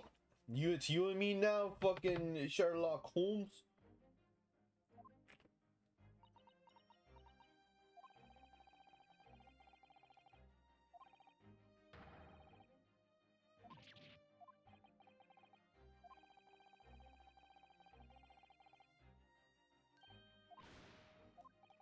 It's you and me, Holmes.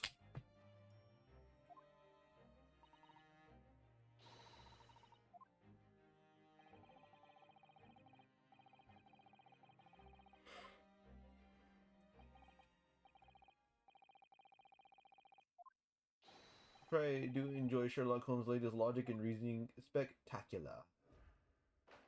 The Great Deduction! The game is afoot.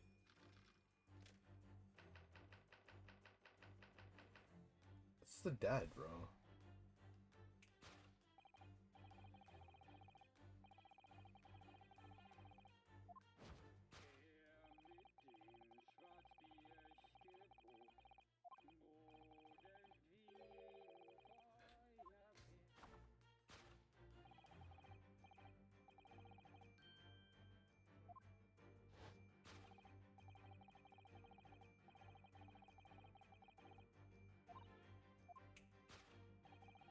Oh, you fucking cup.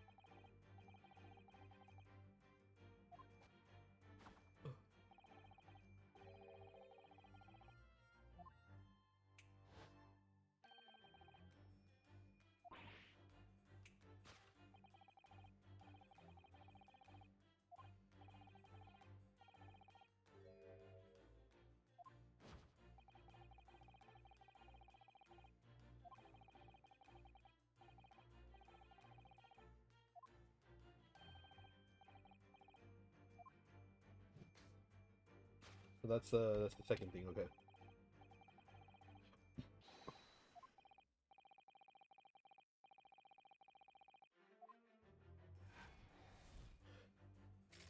So we already know that's dead.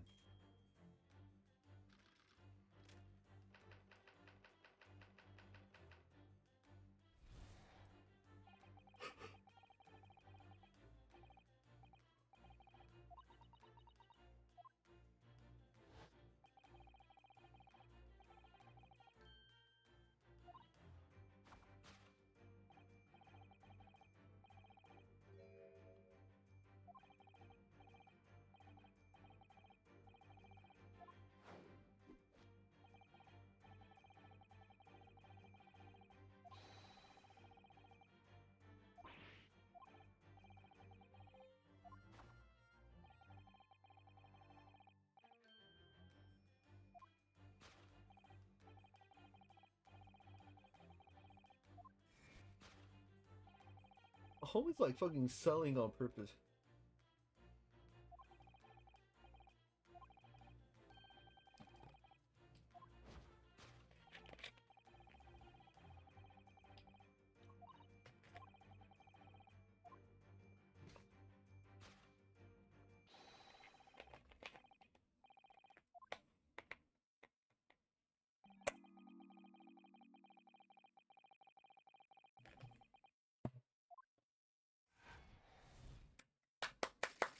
Okay, that one was a little bit short. The second one. So now it's like we're gonna have to make a new fucking.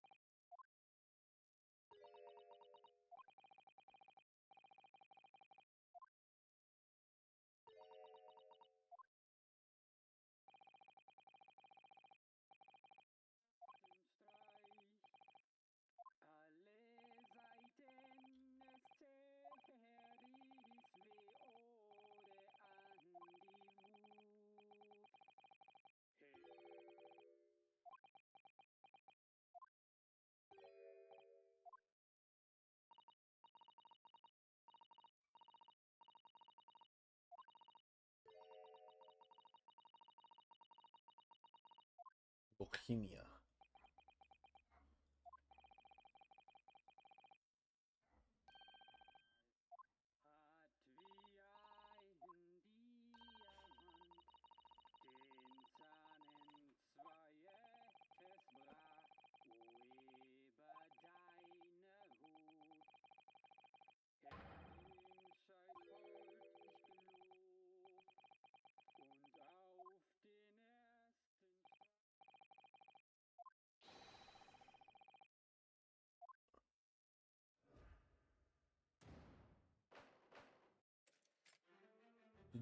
Hold it.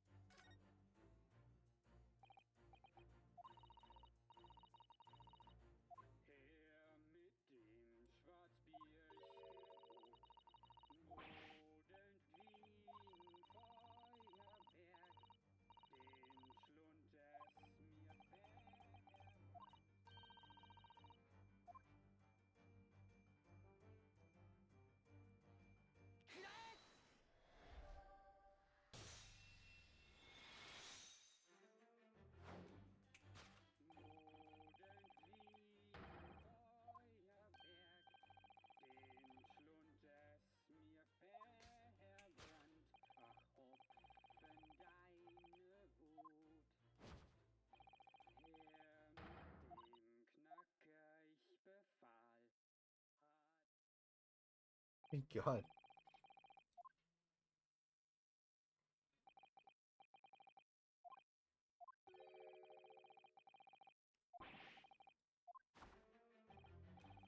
How should I know?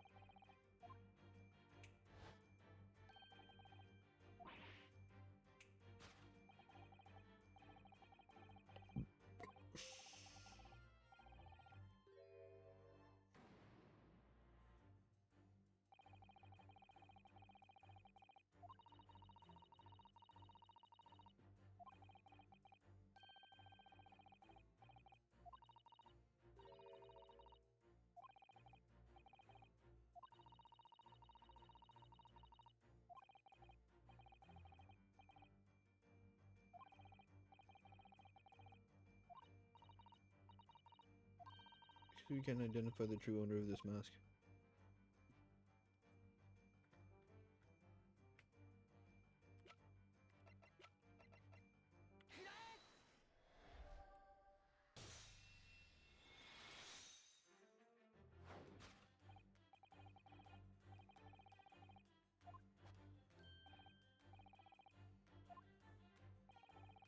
You try to make that sound positive.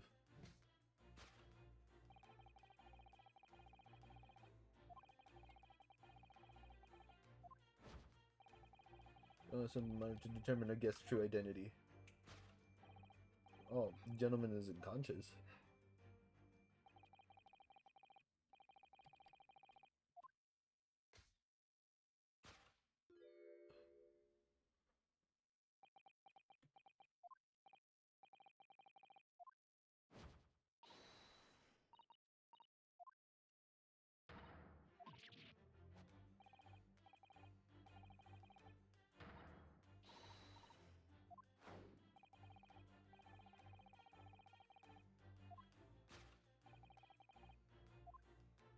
There's Mikotoba.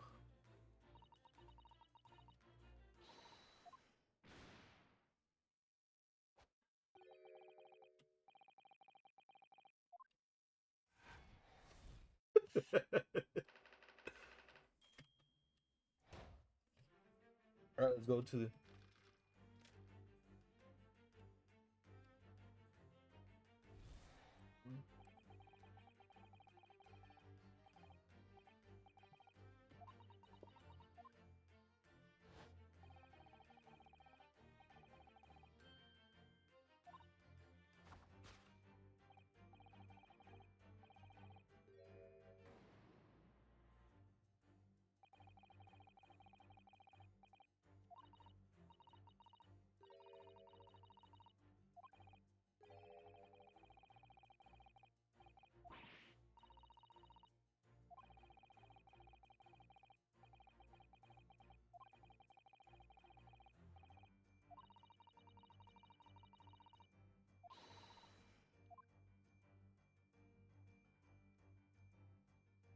I...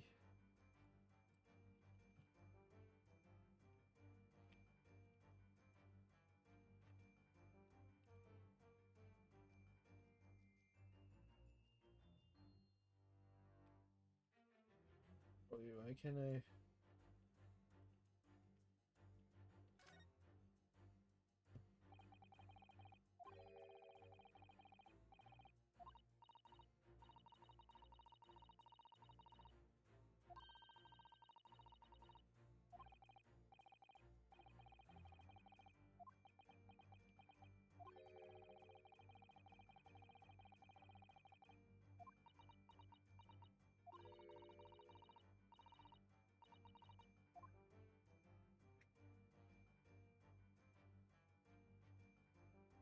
What the fuck?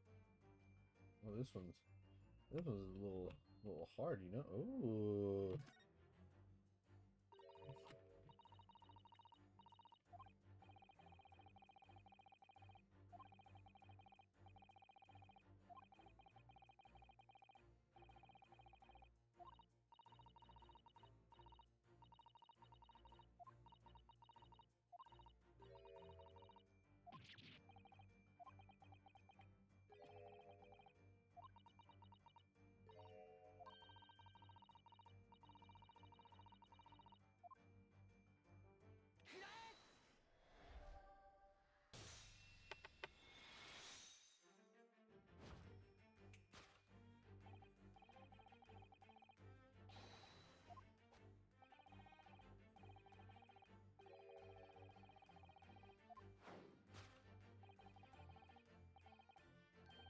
I actually kind of like the soundtrack. Like the soundtrack is an acquired taste.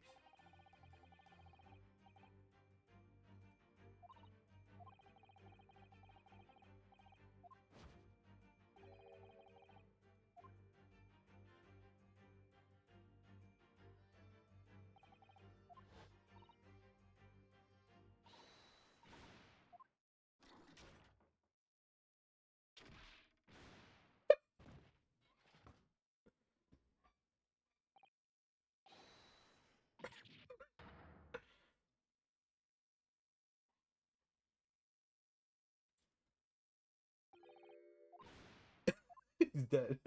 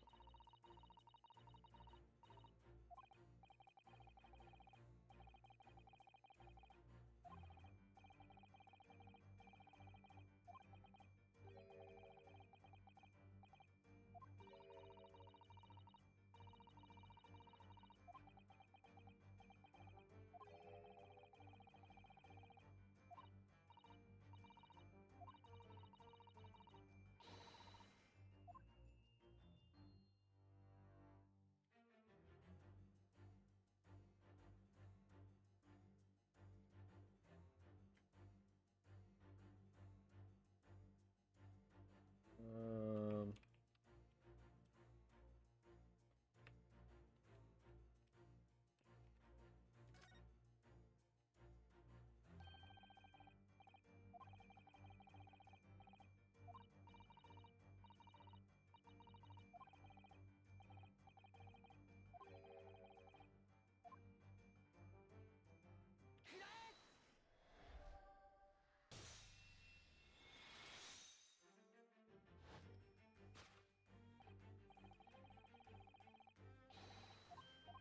Mr. Solms was thrown into the air before.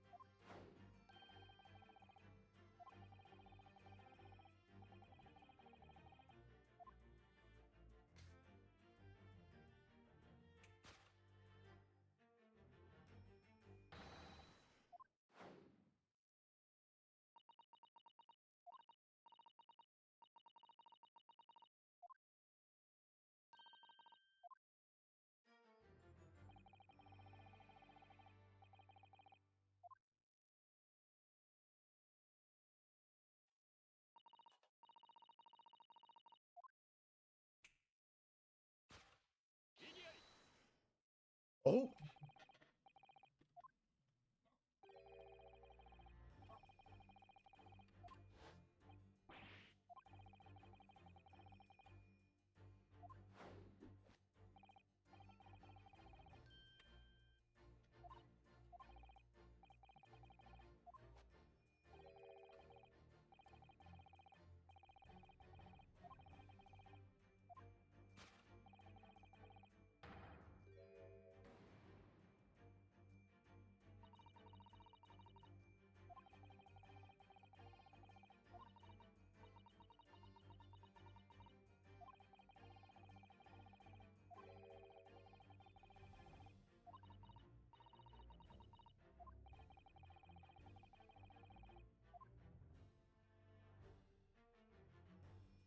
Aha!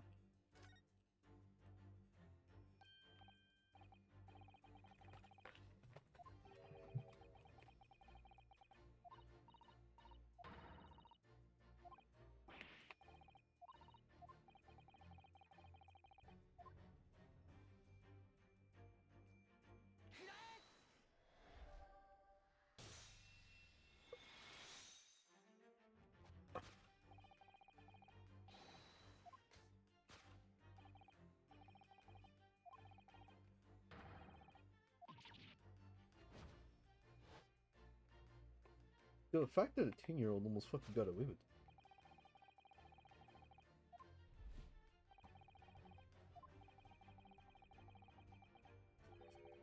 Missing.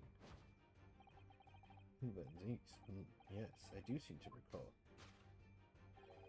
Some years ago, I asked to see the report in question. You were with me, weren't you, Aris?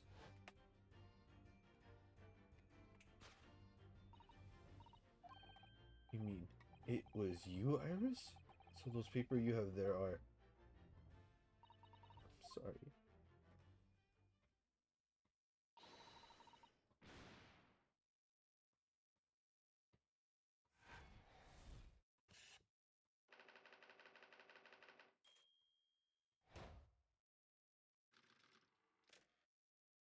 Alright, cool.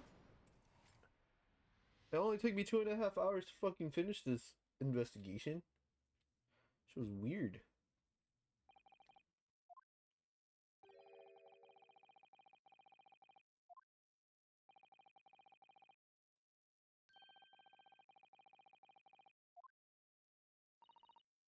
Ugh, I'm so sorry, shall I? Shall I?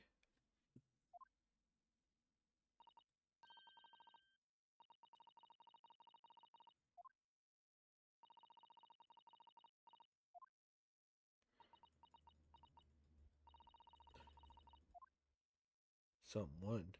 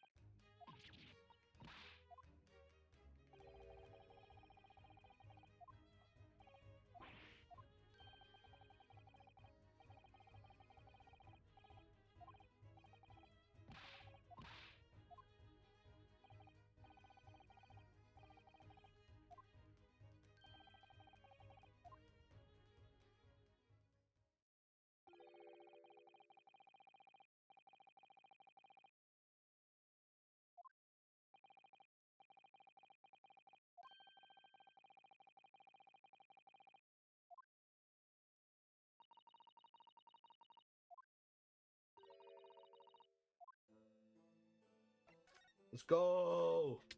We're almost done!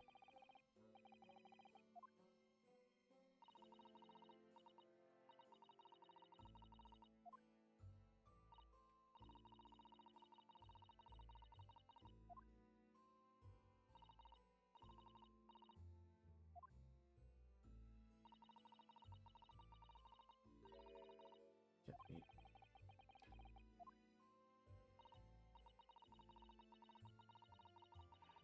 The papers inside. Just tried to build up a picture in my head of what his daddy must be like.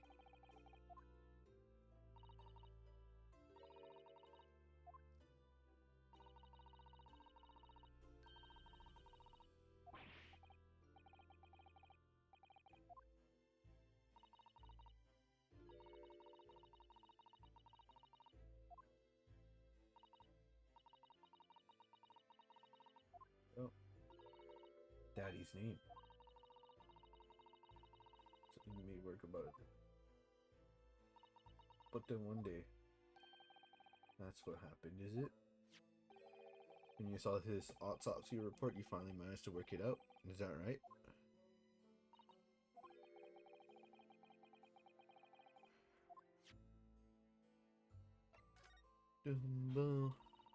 Saw the writing on that report. I could hardly believe it. I know that handwriting. I thought to myself, because it was the same as the writing you'd seen on your father's case notes. Exactly. I was desperate to compare the two properly. I needed to see them side by side. I asked the doctor in the laboratory, but I was told I couldn't take the report away. And even worse, I was told that was the first and last time we'd be allowed to even look at it there.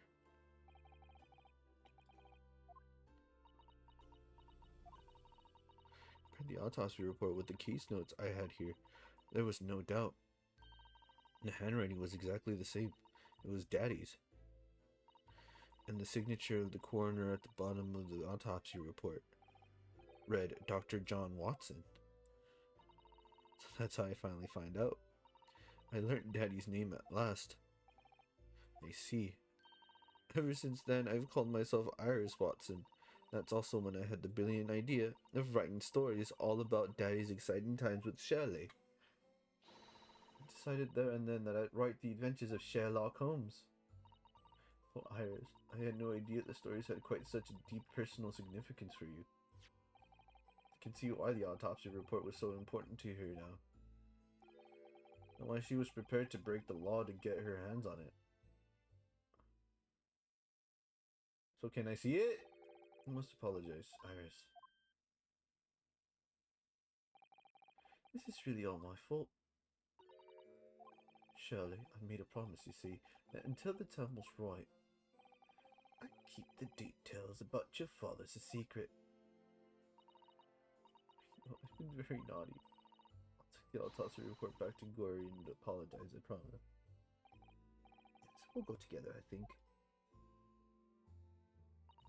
Then, let me look after it for you until we get there. Thank you.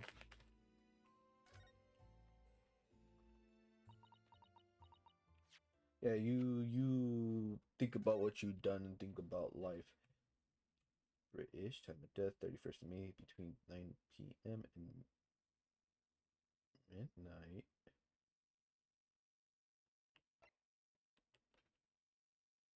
Death from a single stab wound to the heart, other superficial external.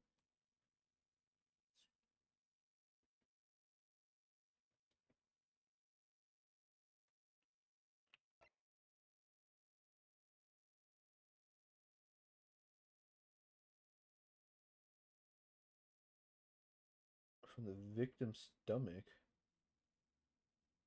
Watson. No internal noted anywhere in the body. Wait, so we found evidence in the stomach, but he died.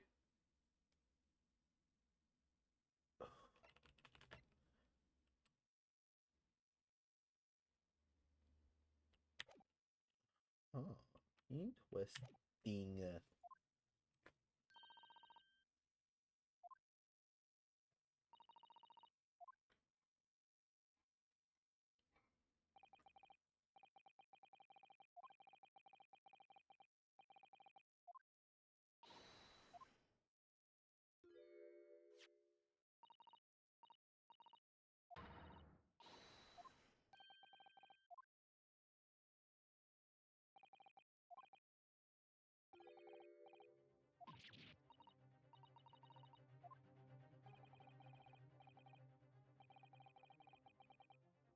What?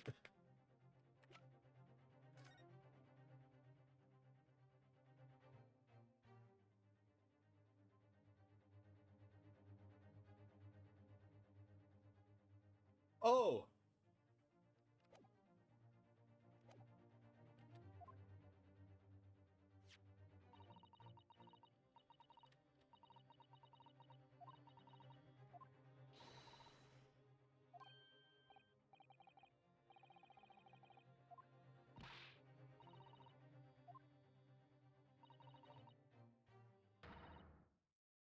Oh!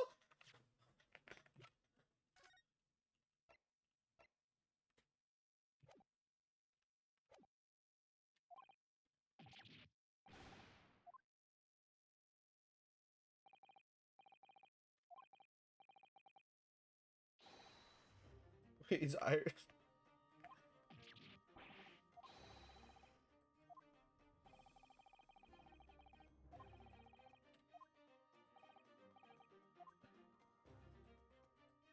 Professor Mikatoba is John Watson?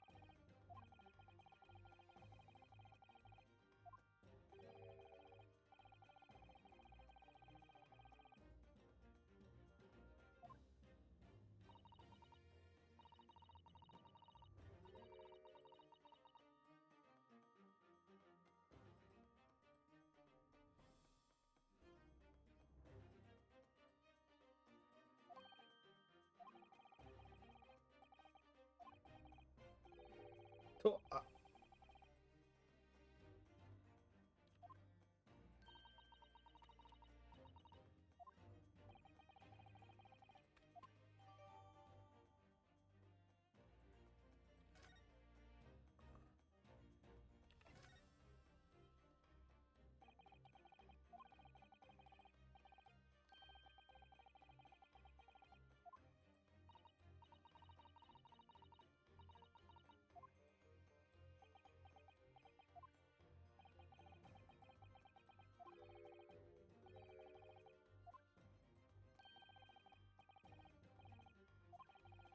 what the supposed partners of yours? Do you really exist or not?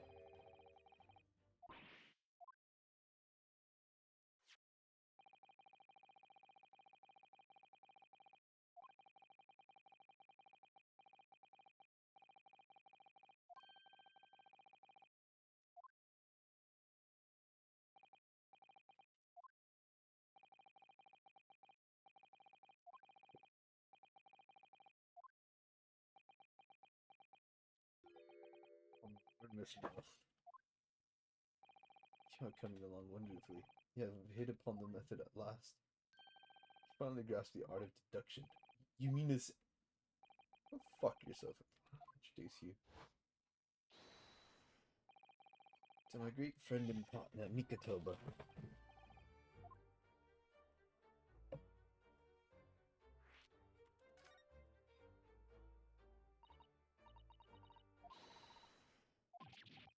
No, my dear, I'm still mad, so your father.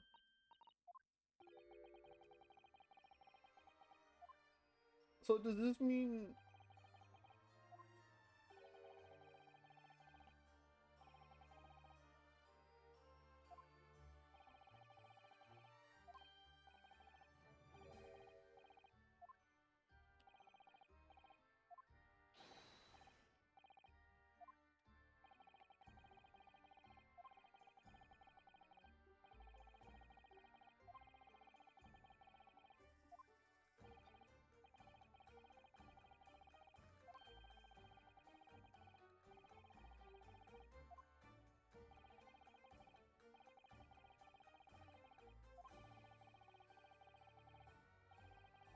I'm indulging my curiosities for little gain?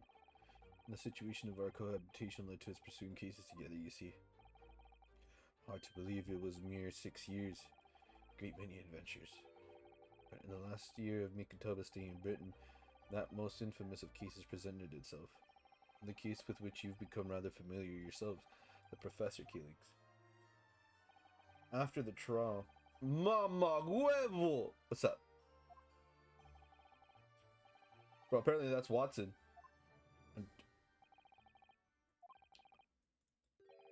All the details recorded by my trusted chronicler remain in that metal chest.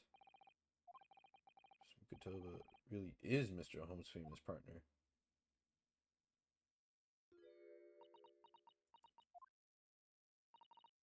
Father. Oh, she's gonna ask it. She's gonna fucking ask it right now. I'm very proud to learn that you were the great detective's great partner. How long am I streaming for? I'm at 2.5 hours, and I'm still in the same fucking part. Explain now. And that is? You know very well what it is. The unresolved matter of Iris's father.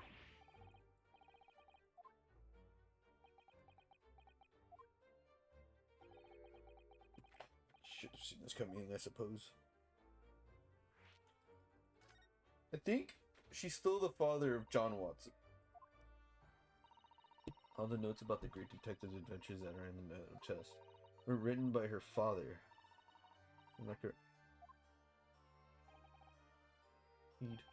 I told young Iris. But if you're Mr. Holmes' partner father, and you wrote all these case notes, then Iris's father must be you. Upon my word, Mrs. Sato. You're coming along wonderfully as well. You too have hit upon the method at last. You finally grasped the art of deduction. What? Mother. Said my mother died when I was born 16 years ago. You left me in grandmother's care while you embarked on your study toward Britain, and I've always accepted that. But all this about Iris. Oh, there it is. Sato-san's ice cold stare. No, hold on a minute. It was very complicated. I mean, it's really not what you think. Then perhaps you'd like to explain exactly what it is. There it is. Now the eyes go from ice cold to red hot just before she... No, not really. You've got the wrong end of the stick. Holmes, say something, man. Homie looks like Pepe Aguilar. Okay, don't just up. I don't like to interrupt this explanation of the past. Mikotoba and I had an urgent matter that requires a short excuse. Let's go. Why, my dear madam, is that not obvious? My partner and I must pursue our natural enemies. So, get your coat, Mikotoba. Game is afoot. Holmes, I really must give Sato a full explanation, I think. Later, my dear fellow. Later! Our carriage awaits downstairs already. You look like a fucking Theo, bro. Oh, where is it? You look like a little Theo, bro.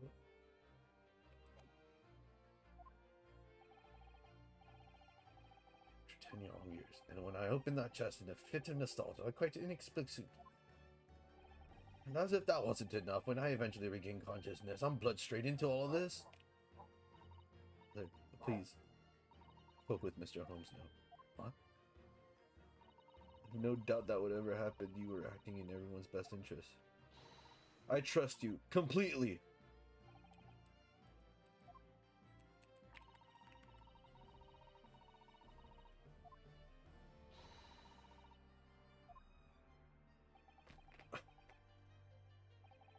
Well, we'll speak again later.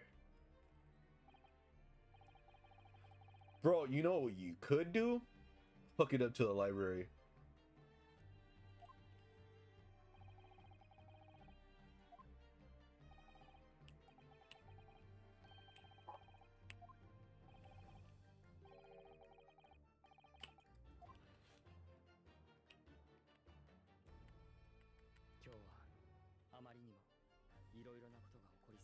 Fucking do it, bro. Play the fucking UEFA Champions League theme too. The chaos I'd unleashed were all the clues I needed to finally unearth the truth, and that all the turmoil was necessary to give me the resolve to see everything through.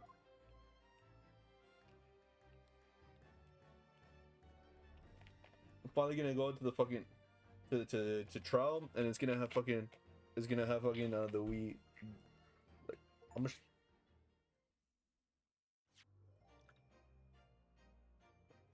Oh shit! That was just episode 4.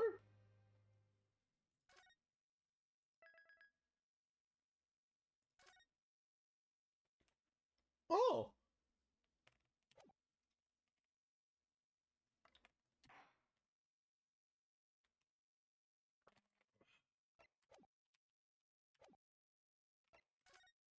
fuck just happened?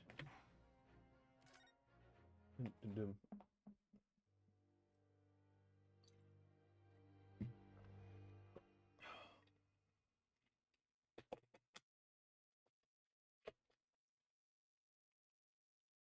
Look, hear this, right? Tell me, just fucking hear this right now.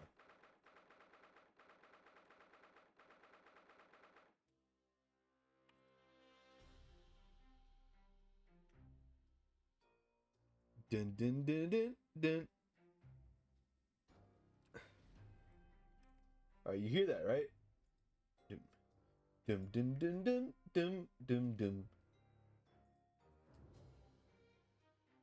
Right? You hear that, right? What the fuck is it? Right? I'm gonna mute it. Now I want you to listen to this. Hold on. Hold on.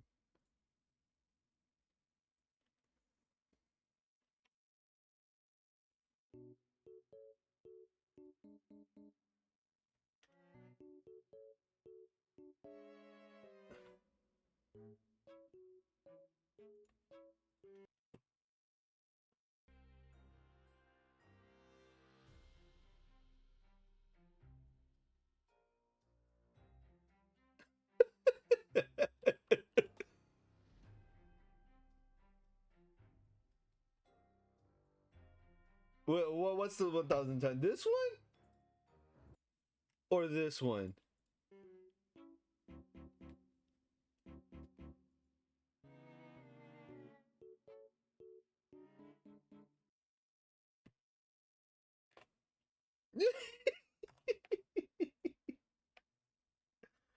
Oh man.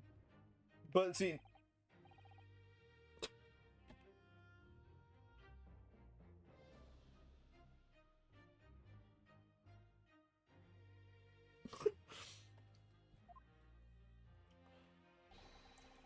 support more than ever today, Mrs. Sato. Oh, imagine it. Okay.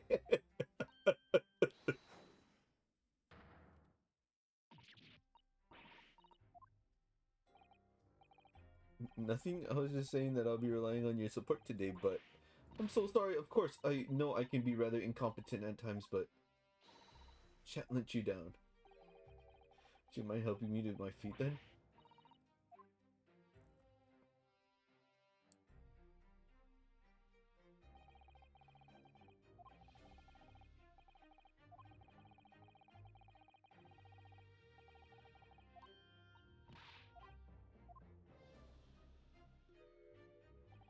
Dun dun dun dun.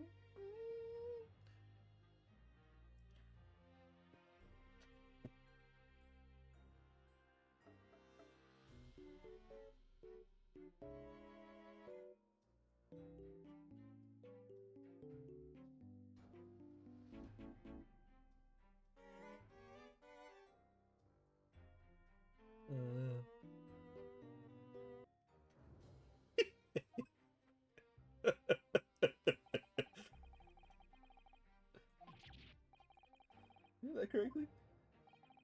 What?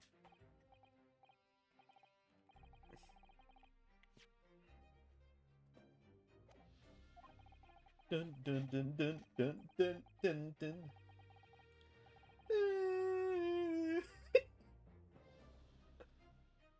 Especially as I hate him, his words are almost jovial today. In fact, he hasn't been very Reaper-like at all since it all began yesterday. The Reaper, Mr. Nahodo. Good point. The Reaper, I suppose in hindsight, I shouldn't have allowed that misconception to go unchallenged, huh? It's my Tacit acceptance of that pseudonym.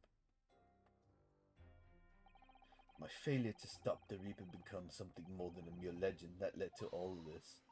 You're not to blame for that, Lord Van Zeeks. It's only because serious crimes in the capital dropped off so sharply when the public started calling you that. That's why you didn't say anything, isn't it? To be frank, I'm not sure that was the sole reason. What do you mean? Dun, dun, dun, dun, dun. There was a rumor at the time that the Reaper was really the ghost of my late brother. That having been slain by that evil killer, Clint's restless spirit returned as some sort of demigod. To wield a deadly blade of justice for I, by dint of the law, cannot. We heard that story too. When I lost him. Dum, bum, bum, bum. Oh, that's him! Know where to go, what to do. And so, in some small way, I wonder if perhaps those rumors made me feel this absence a little less keenly.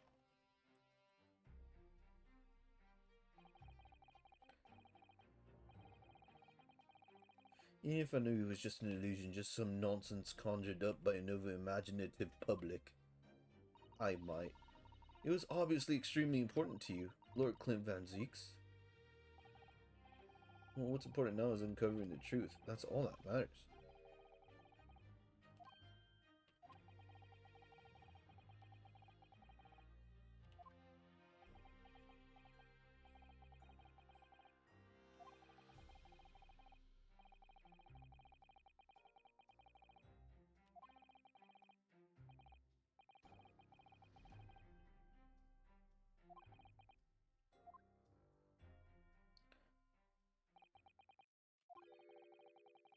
Why do I like the scent of expensive tea leaves in the air?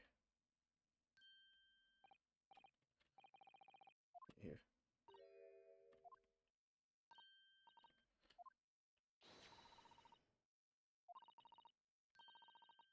I'll put clear to his head. Thank you. Hee hee. It's absolutely the first and last time I'll ever see a sight.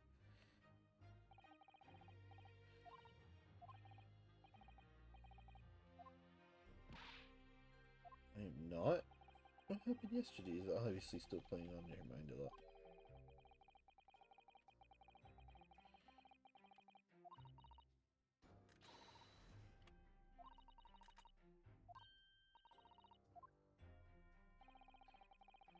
Today's proceedings. I'd like to cheer you on, obviously. I've got a lot to get ready. Get ready for what? Oh, yes. Did you take this? That one of the little felt dolls that's usually dangling from your knapsacks? Yep, it's a lucky charm. A little Shirley that I made once. But Shirley? It looks more like a Harley to me. Oh, shut the fuck up. For some reason, you completely run out of options and just pull this little Shirley's ears as hard as you possibly can.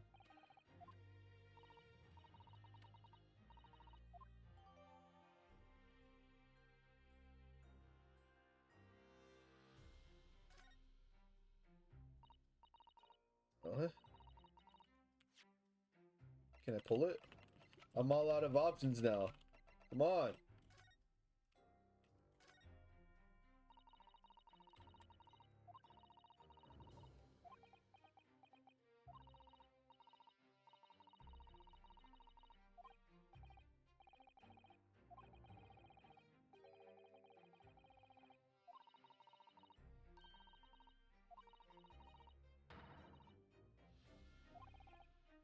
Oh no! Come on! Bro, fuck this game.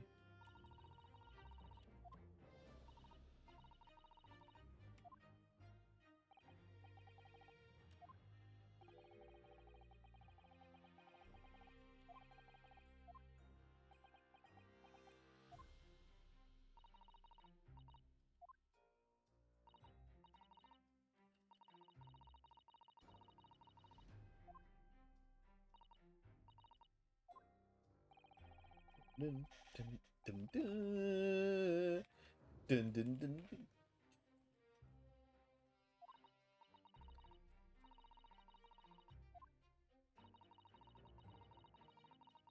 Grimzon's not at all.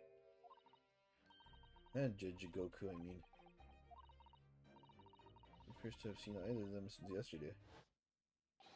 Counsel for the defense and the defendant. The court is about to be in session. Please make your way inside the courtroom at once.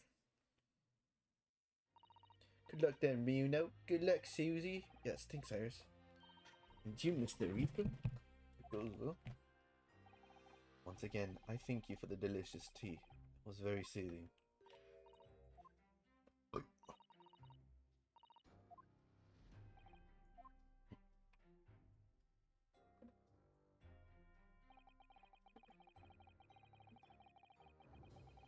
So 2 Japanese is gonna take down a whole ass fucking He's gonna do something, okay? Hold on.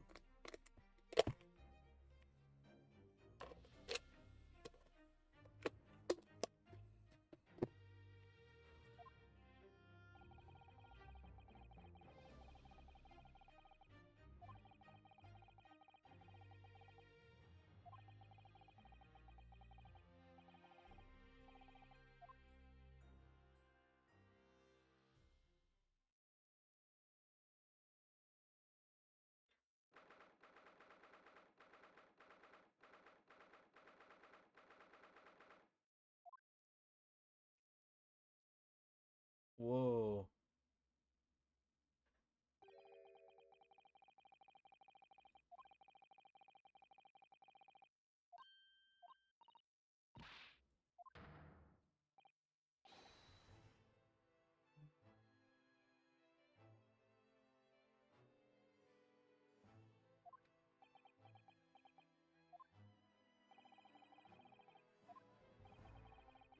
The ramifications of this trial now extend far beyond the murder of one Scotland Yard inspector.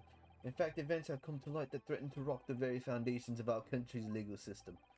The escape of a condemned criminal on the night of his execution, the subsequent unlawful shooting of the man, and the revelation that prison staff must have been complicit in the jailbreak. Britain is currently hosting influential members of the judiciary from countries all around the world. It is imperative that we uncover the truth in these proceedings to avoid international embarrassment. By royal decree, this will continue to be a closed trial, and one over which I, Miles Strongheart, exercise total and unequivocal authority. Oh, this is true. This was the case in yesterday's proceedings. Those here present in the public gallery are distinguished members of our judiciary assembled to bear witness to a fair judicial process. In other words, a collection of your acolytes, Lord Strongheart. Damn! Hey, bro. On a personal note, I find this most distressing, Lord Van Zieks. You were a prosecutor of exceptional talent.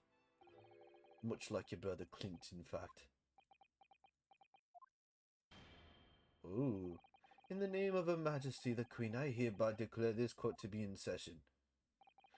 For the trial of Barak Van Zieks, who officially stands accused of murder.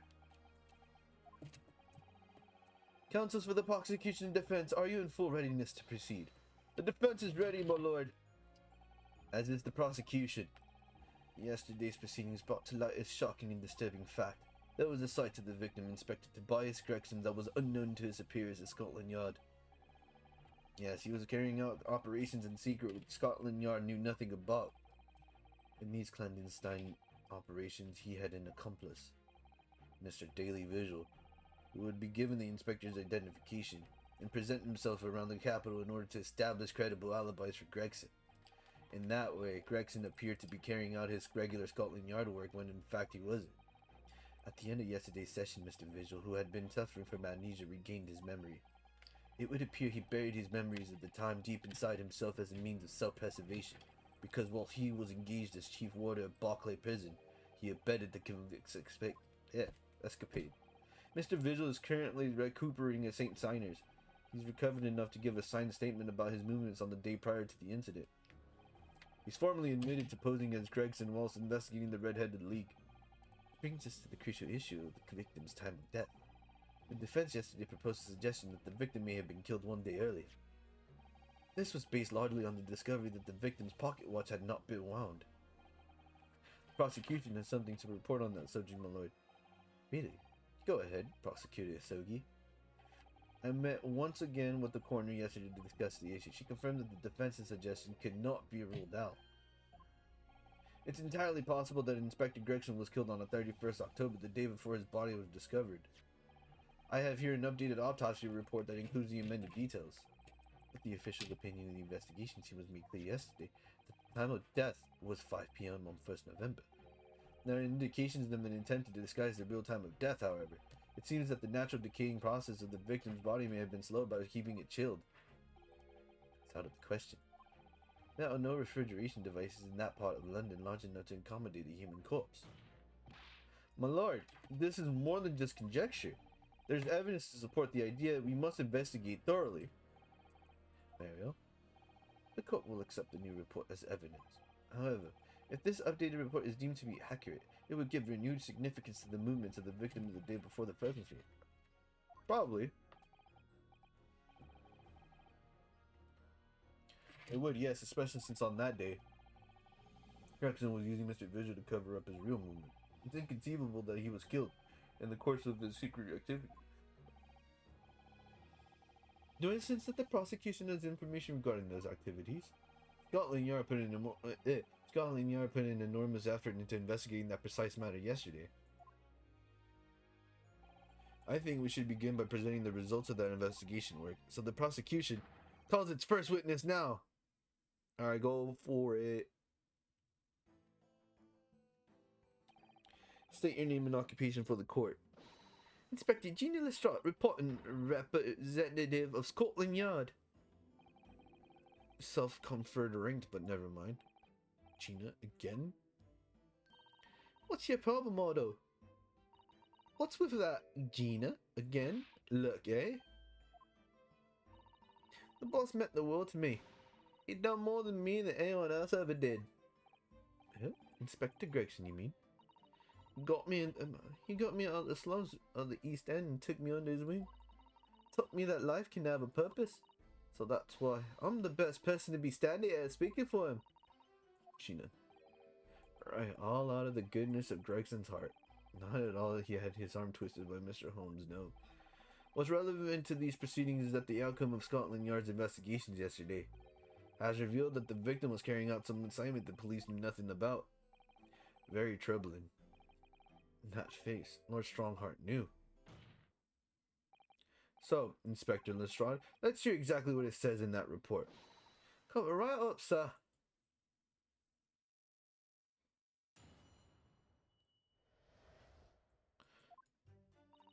All your detectives are supposed to follow orders and investigate what they're told, but a little search of the boss's office turned up a notebook that had a lot of secrets meetings in it.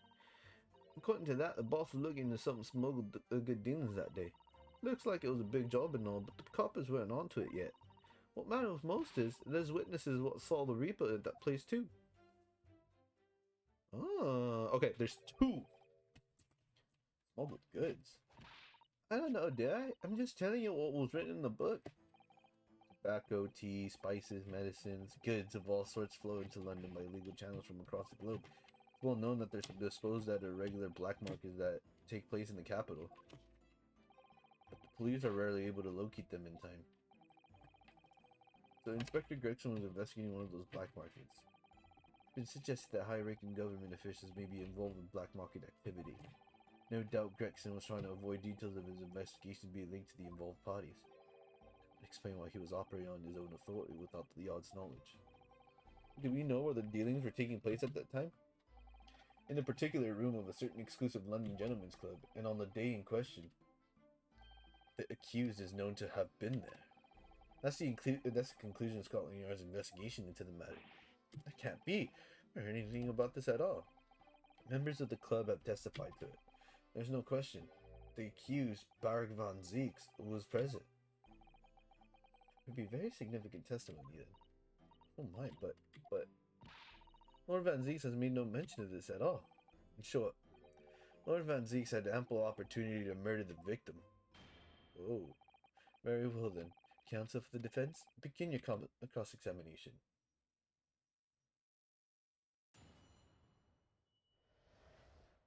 Dun, dun.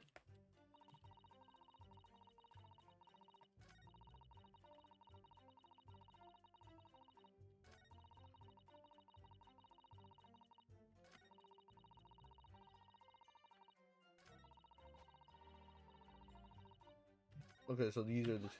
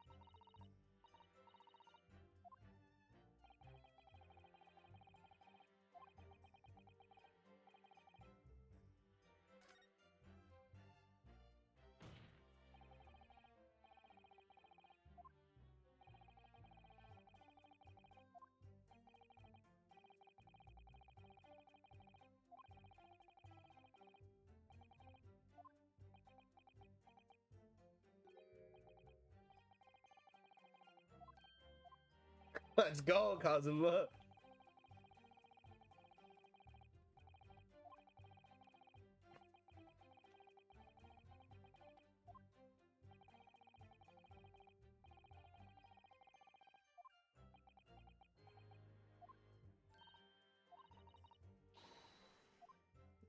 Greeting skills. The Groose. Ooh.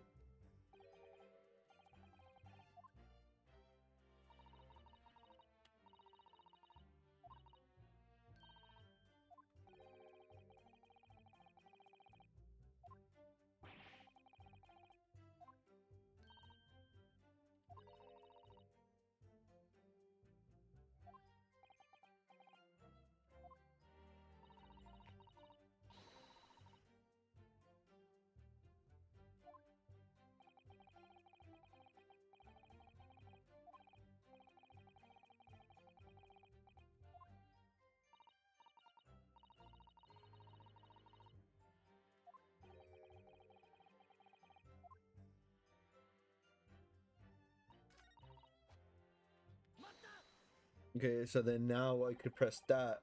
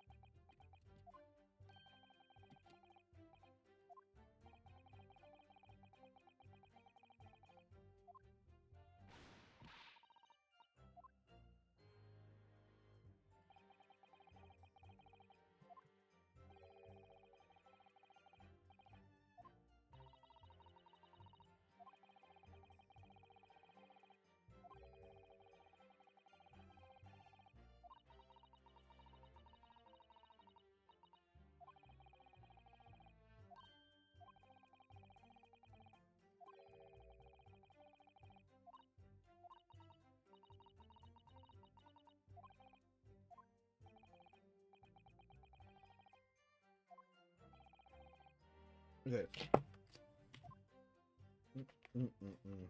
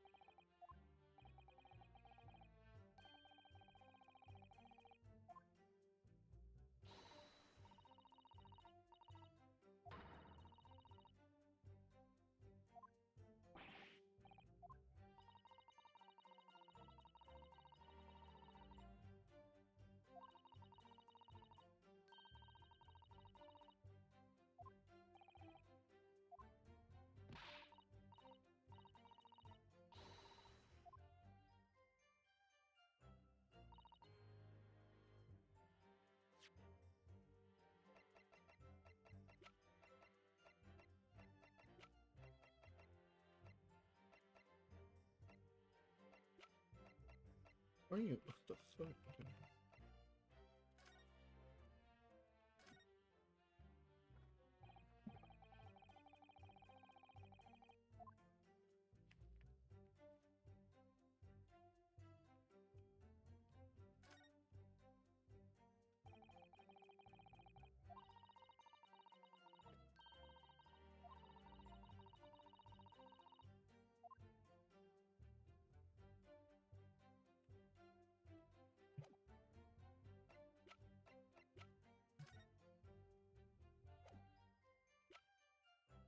Oh.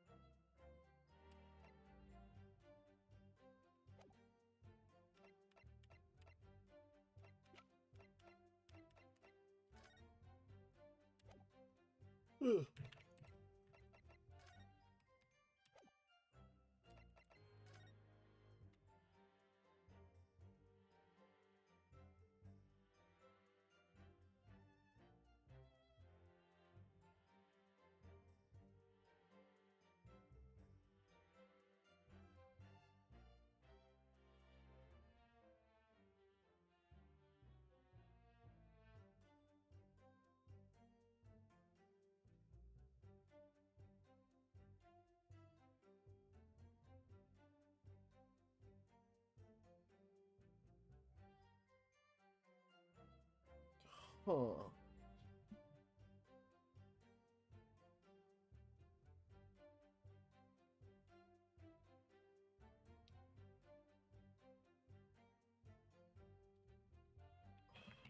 Hmm.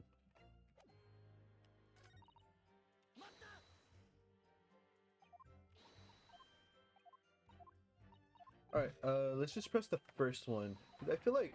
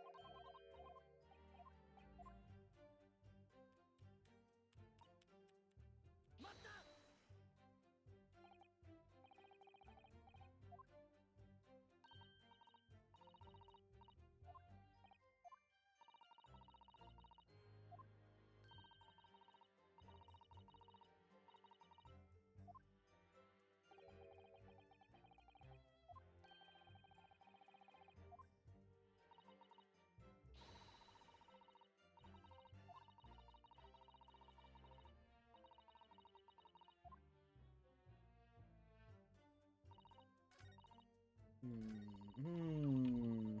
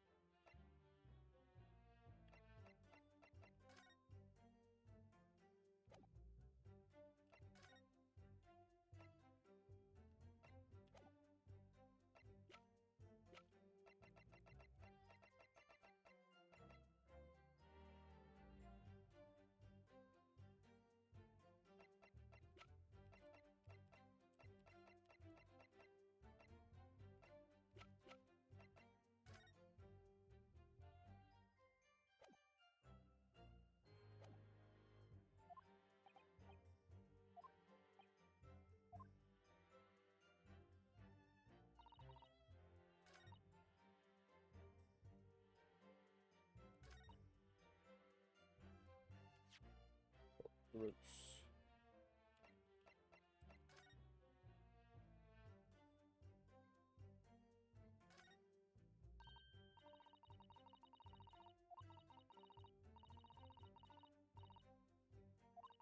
There we go. I knew I fucking saw it somewhere.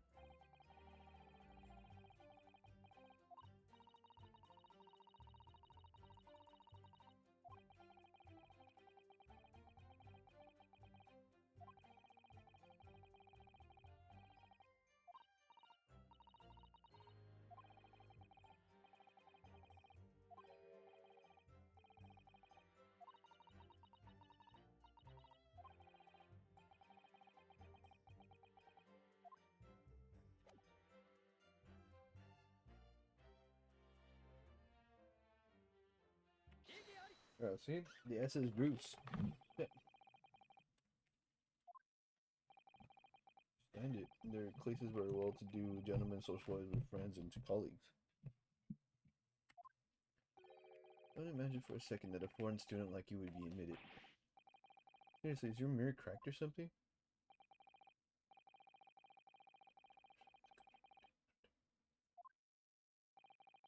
Police are currently looking for evidence, but haven't found anything definite.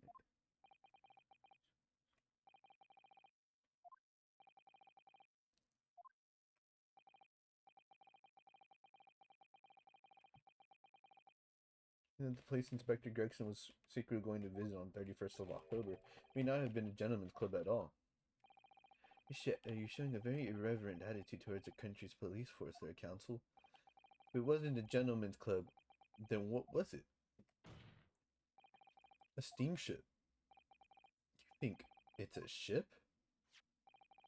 I have the evidence to prove it. Yeah! This dark-suited young man is not in the least bit untrustworthy. The other side, my lord. Be more specific next time. This would appear to be a ticket for passage upon a steamship, yes. The SS Gross.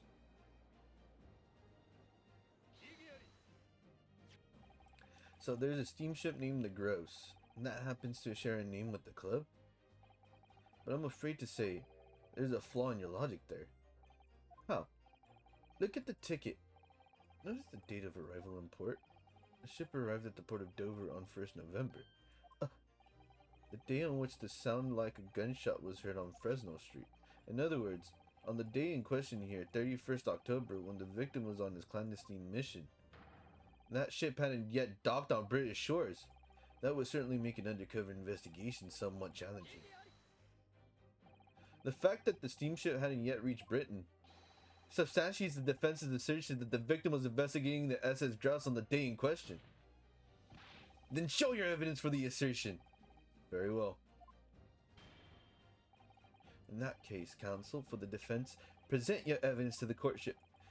Evidence that substantiates your claim that the victim is investigating the SS Grouse.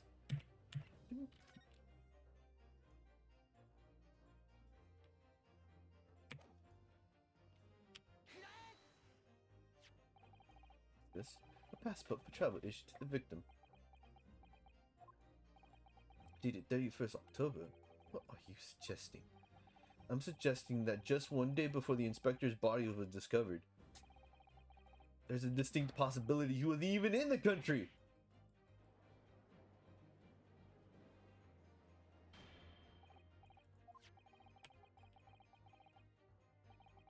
This appeared to have been officially authorized.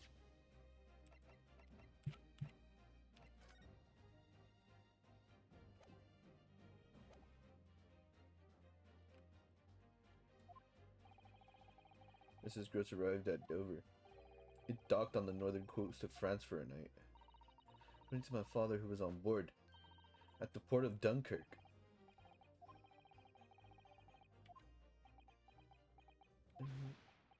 I'm impressed, Ryunosuke Naruhodo. Certainly didn't expect you to get your hands on that passport. What? You mean you knew about this? The prosecution strategy for this trial has been laid down by the Crown Prosecution Office. On the day before the incident, the victim was investigating contraband dealings at a London club. That's the outcome of Scotland Yard's investigations and the line the prosecution has been asked to follow. But personally, I don't agree. I think the prosecutor's office is trying to hide something. What? And now that you've expertly disproven their assertion, I intend to reveal what I believe that something to be. What are you playing yet, Prosecutor Asogi? The courtroom is a forum for the truth, my lord. Which is why it's my duty to present all the facts without exception. Let me guess. This was your intention from the outset, wasn't it? The reason Inspector Gregson secretly made his way to the steamship docked in France on the day in question was to carry out a mission for the Reaper.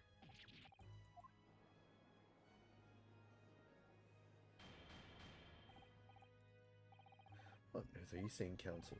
The prosecution made an assertion in court yesterday. Inspector Gregson was investigating the identity of the Reaper. When he discovered the location of the man's secret hideout, he was killed. As I'm sure everyone can imagine. By the Reaper's hand! The truth is the opposite of that. Inspector Gregson wasn't investigating the Reaper at all. He was, in fact, acting for the Reaper. You're saying the mission he was undertaking was, obviously, an assassination. Beric von Zieks never carried out any of the actual killings. Whenever the Reaper's victims lost their lives, he always had a cast iron alibi. Which tells us that he must have had an accomplice. And you claim that was Inspector Gregson? What the hell do you think you're saying, eh? My boss would never have done nothing like that. And yet, When you consider all the facts, it all makes perfect sense. It can't be. We all arrived at the same conclusion, didn't we? That Inspector Gregson was operating as the Reaper? Even so, there's no way that the person giving him his orders was Lord Van Zieks. No, the true Reaper is somebody else. Ray Van Zieks is not the Reaper. Predictable response from someone who's advocating for the man. And even if it is true that Gregson was operating as an agent of the Reaper, the suggestion that he went aboard the SS Gross on an assassination mission doesn't follow at all. Oh? You have some solid reason for doubting the assertion, do you, Counsel? Absolutely. It's very simple. On the day in question, nobody was killed aboard that steamship. Shikatoa and Judge Jigoku were on that very same ship. If someone had been assassinated, I'm certain we would have heard about it. You're right, of course. No suspicious deaths were reported on board the ship. But I think perhaps you've missed the point. That's precisely why Inspector Gregson himself lost his life.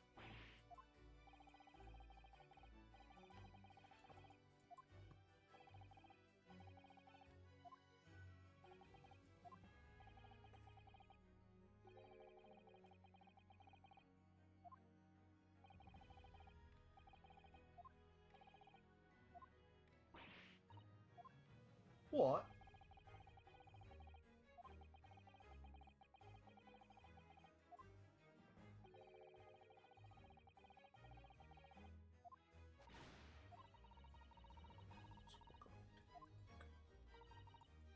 What's what? The Reaper?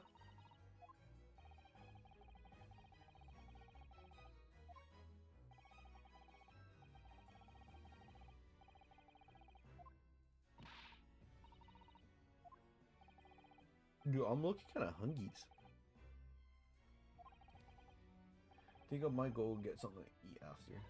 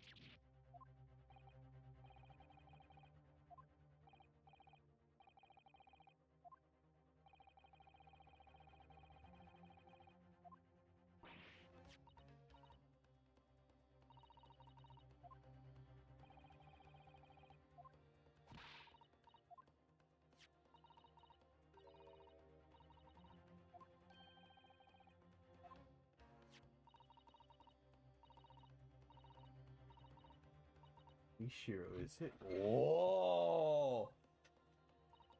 Jigoku?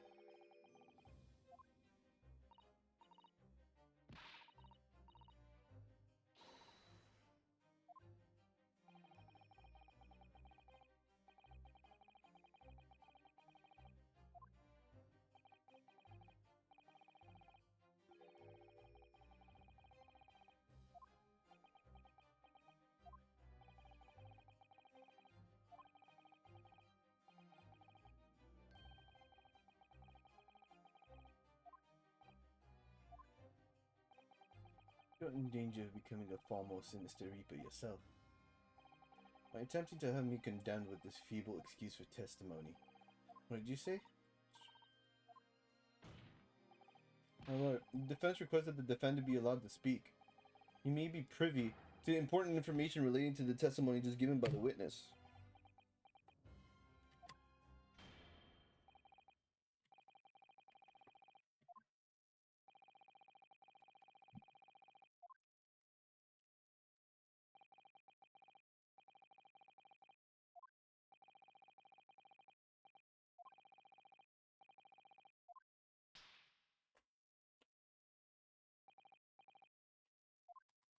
Alright, so now that he's there, we can press. I think there's two I want to press.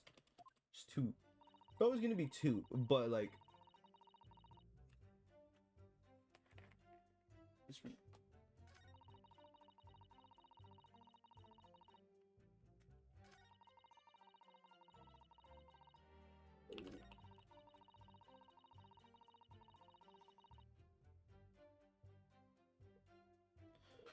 Because I remember this because Seishiro broke the fucking gallows. That was one of the ones I wanted. No, no, no, no.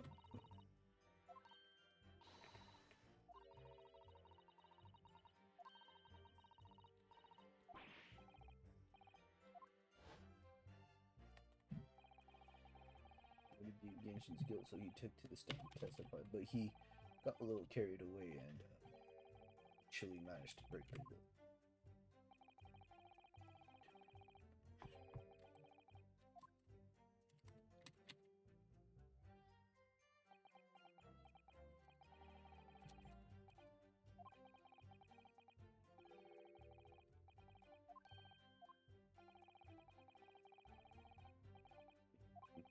He was acquitted after being told to make reparation for the damage caused to the stand.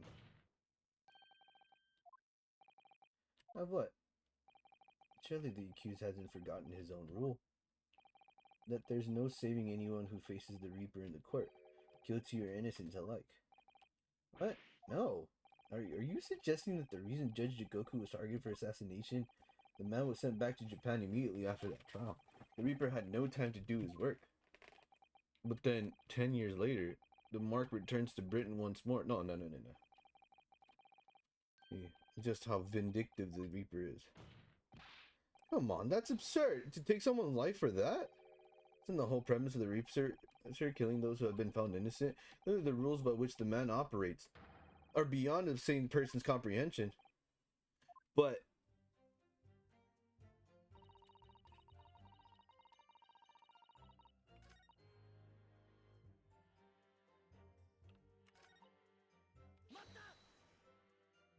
be right back. Getting a little bit lightheaded. I'm gonna go get some water.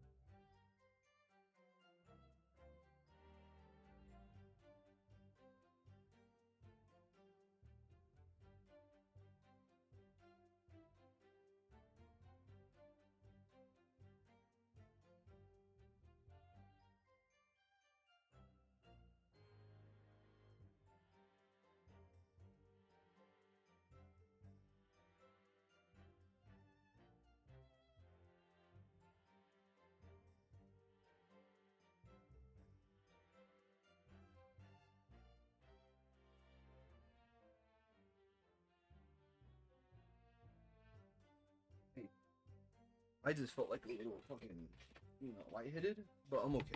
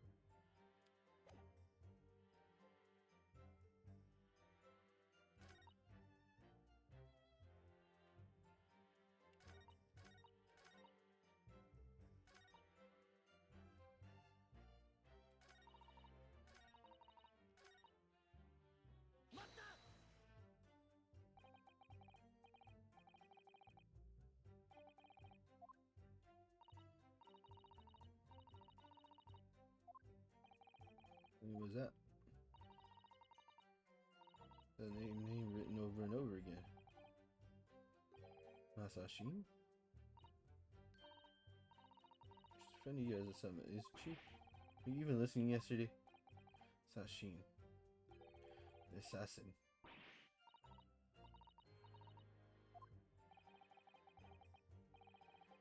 He moved the plan of attack. He investigated the marks thoroughly, finding out when they would be vulnerable and who to use to get at them.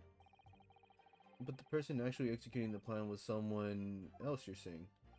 If that's true, then the Reaper does indeed start to sound like an organized group of vigilantes. Oh, then perhaps what it said on the passport document. Permission for the application additional person to travel. Could that additional person have been who? The assassin. Was meant to take Seishiro Jigoku's life. Tina, can you confirm that against the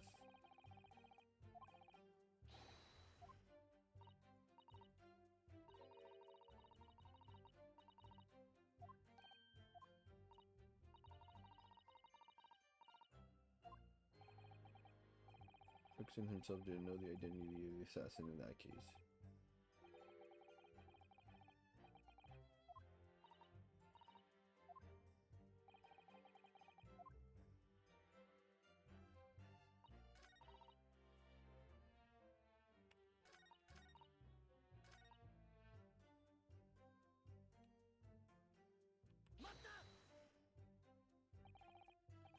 It showed that Gregson was basically acting as the Reaper. Not you and all. That ain't the explanation, is it? He could have been investigating the Reaper in secret, and that notebook said what he found out, if I may. When originally people began referring to me as the Reaper, I didn't object. I believed the power to intimidate London's criminal classes in compliance with the law to be beneficial. But you carried out your own investigations into the true identity of the Reaper, didn't you? Yes, and those investigations proved conclusively that Gregson was one arm of the Reaper. One arm? What are you on about? The Reaper's victims were all extremely shrewd criminals at the top of their game. There's simply no way one person could have taken them on alone. The Reaper is an organization, with you at its head. I had spies at the yacht keeping me abreast of Gregson's movement and let me know when he was elsewhere. So I've been able to check the most recent entry in the book. I knew the location, believing it to be a reference to the Gentleman's Club. I went there on the day in question to investigate alone. So that explains why several members of the club claim to have seen you there. But of course, the inspector was not there. Because at the time, he was making his way to the steamship docked on the northern coast of France, shown by the passport found in the victim's metal trunk. Very well then. Back to your testimony about the contents of this notebook.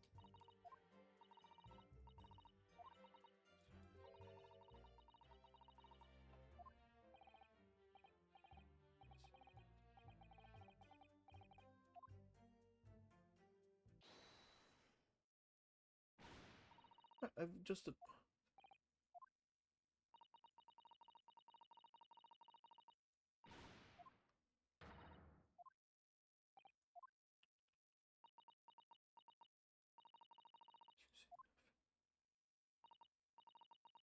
She yelling out objection or something. I'll find a flaw. You do usually.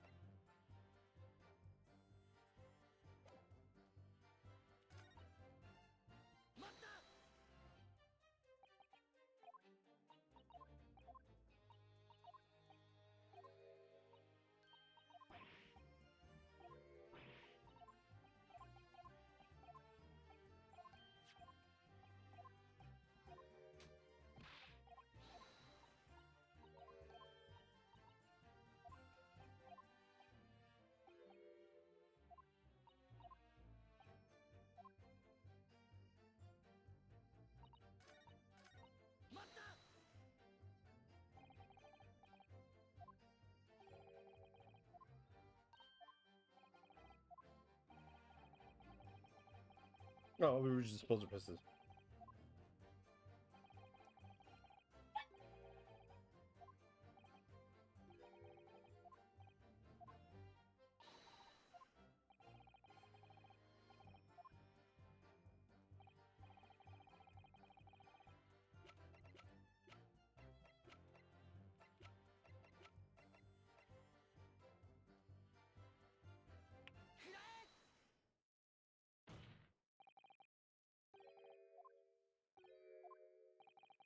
some attempt at filibustering, Counsel?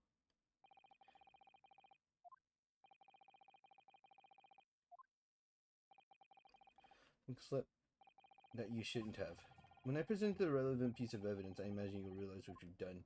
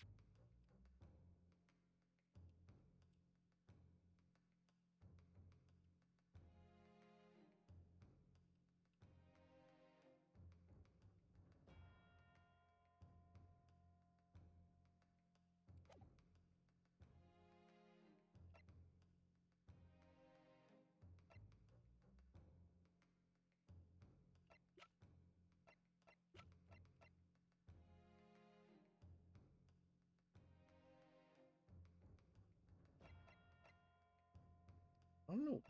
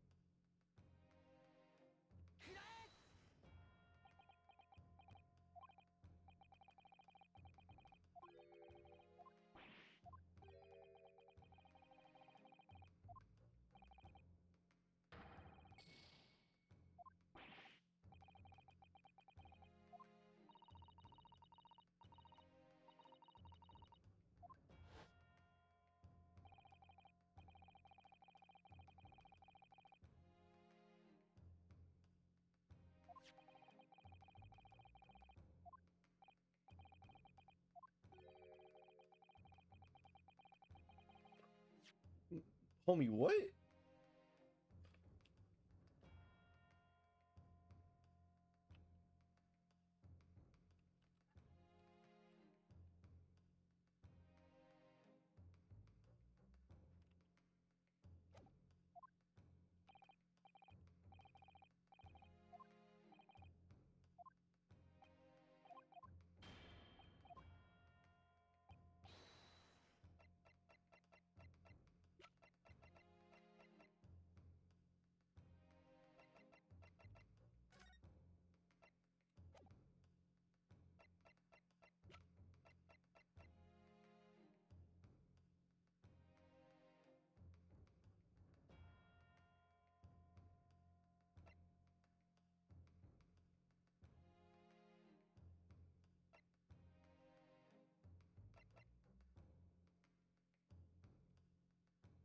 Hmm.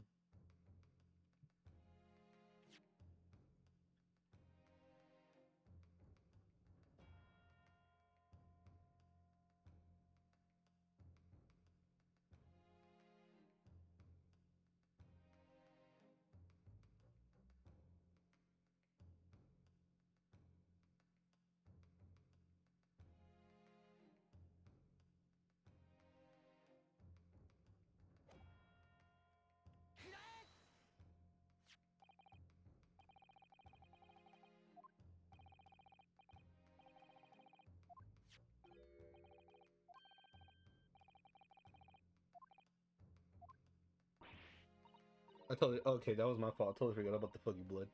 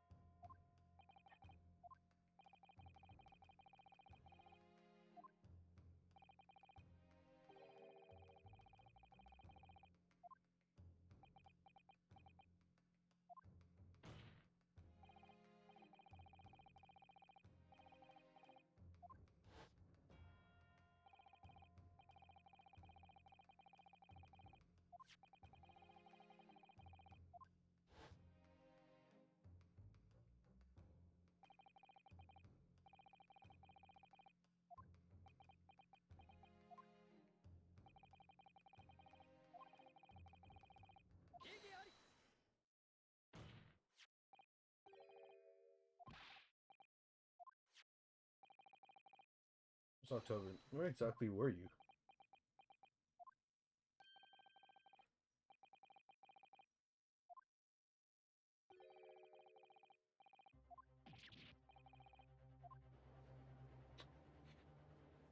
Not yet, man.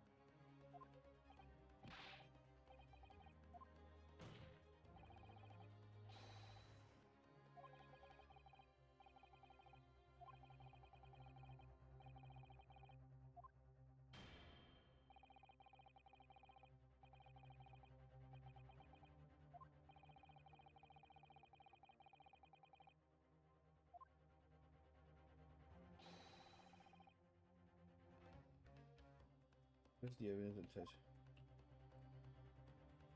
I think it's this.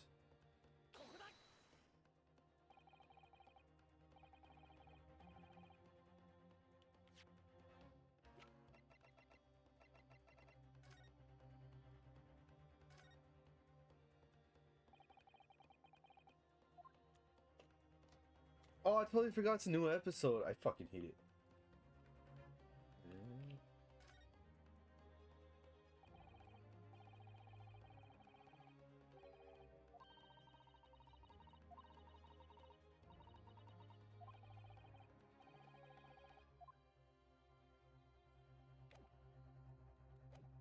I forgot that this was a whole ass new episode. See, would be more helpful.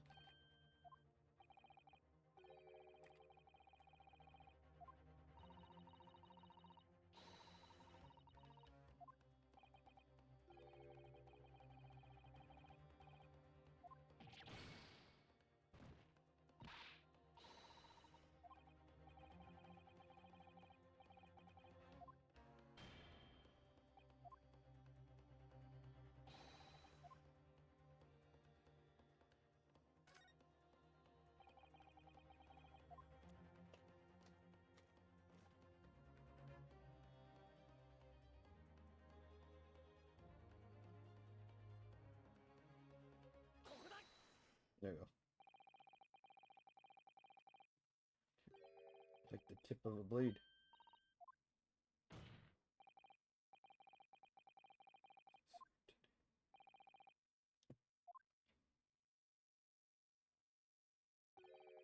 Yes, it is. Won't you draw it here in this courtroom? All to see. Since caution, my learned friend. That man is the son of London's most notorious killer.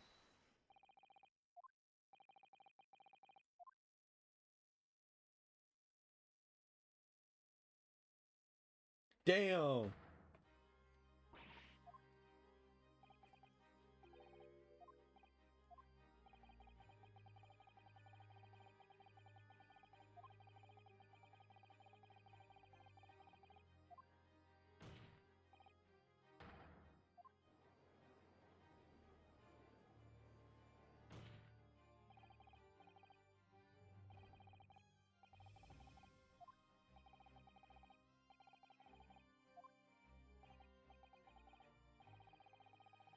But he wasn't the one who did it. I fucking knew it.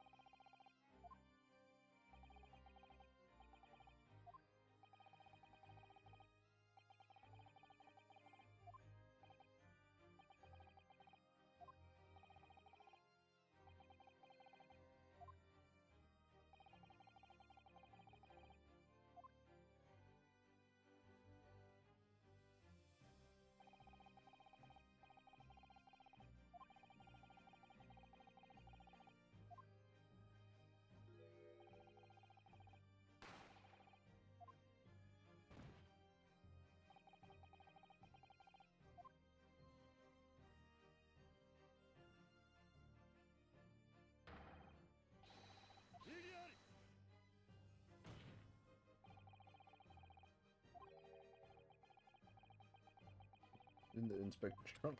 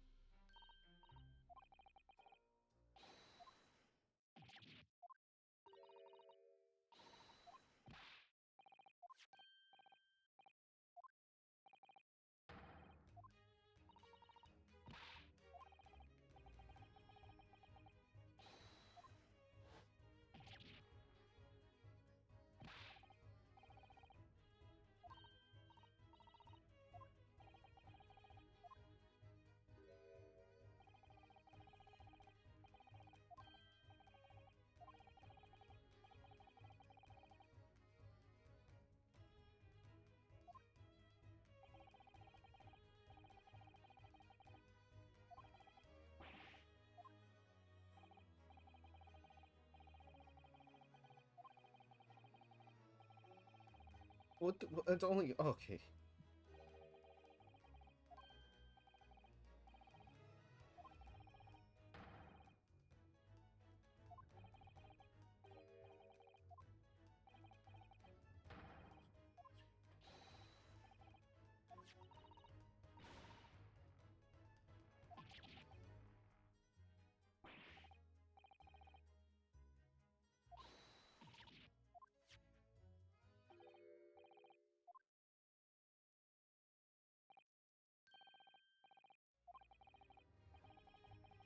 I made the connection to the access crafts.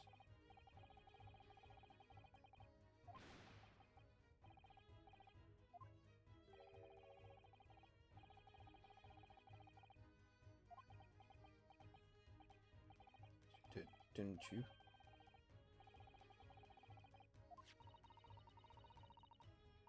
And I'm afraid to say, it's for precisely that purpose that my partner and I have made this journey.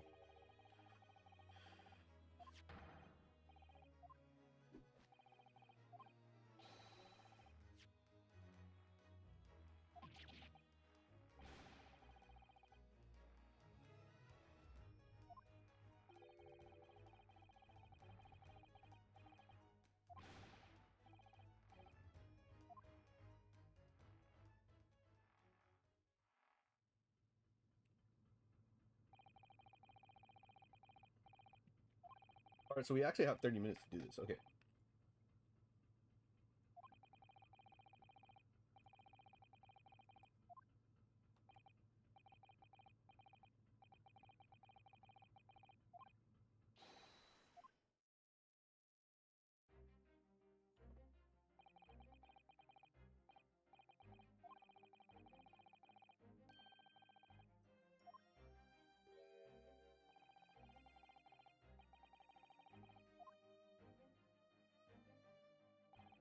Why are you loitering around? Who are you? Do you not recognize a world-famous Greek detective when you see one?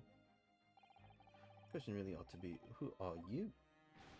Do you not recognize world-traveling great sailor Shin Stroganov when you see great detective? Ah, don't think so. Do you see that, Mikotoba?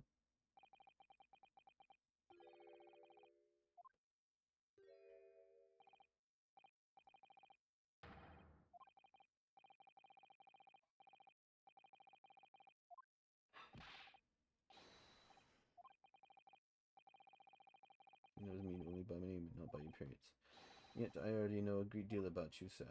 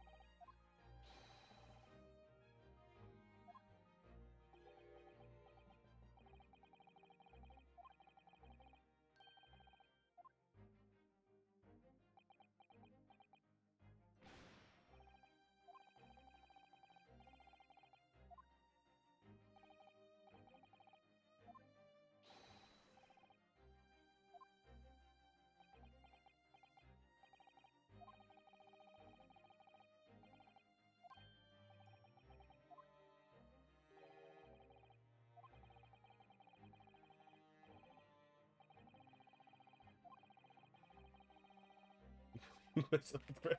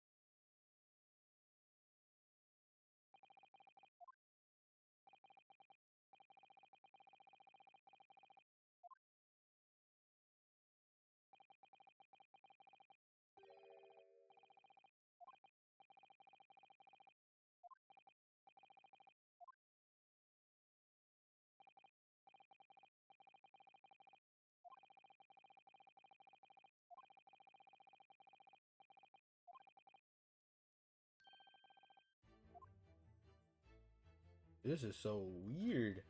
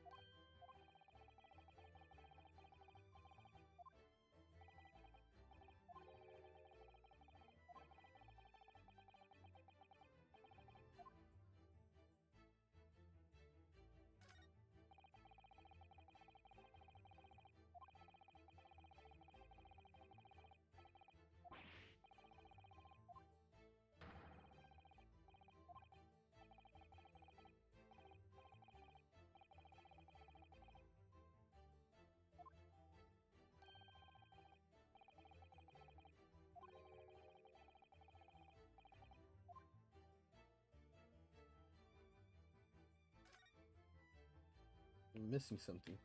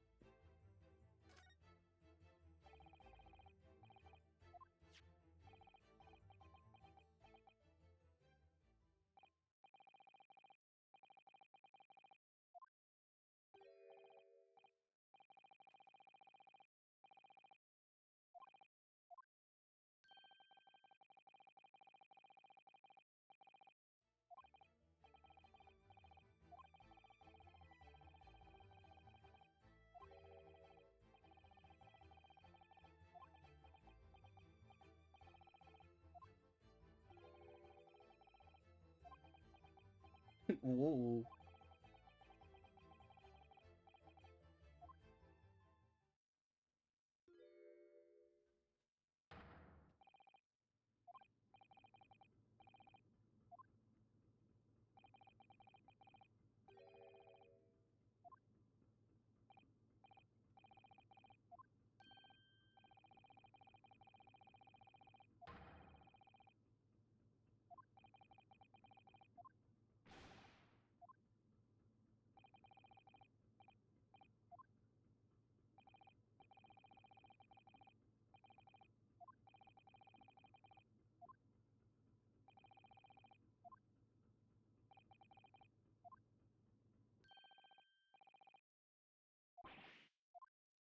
Oh, sweet. We're doing another one of these episodes already.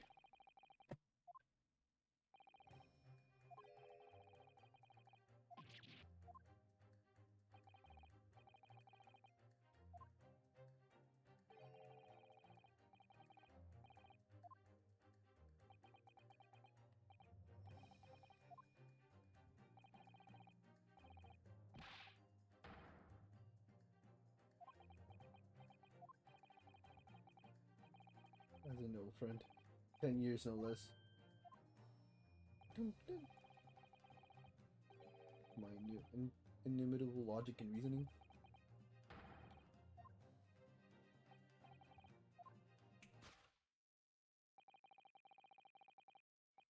No games now.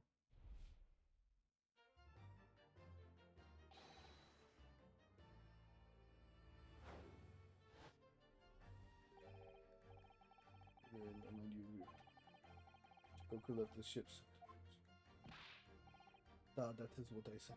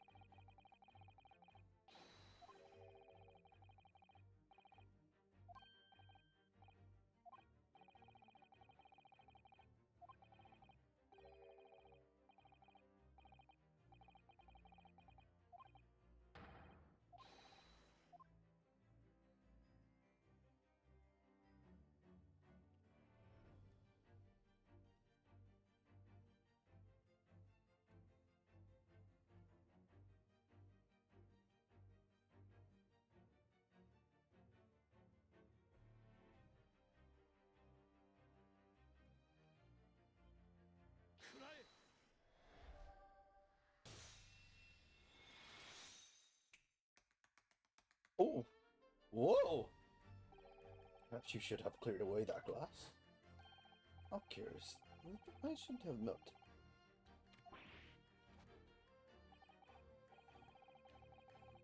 The fuck was that?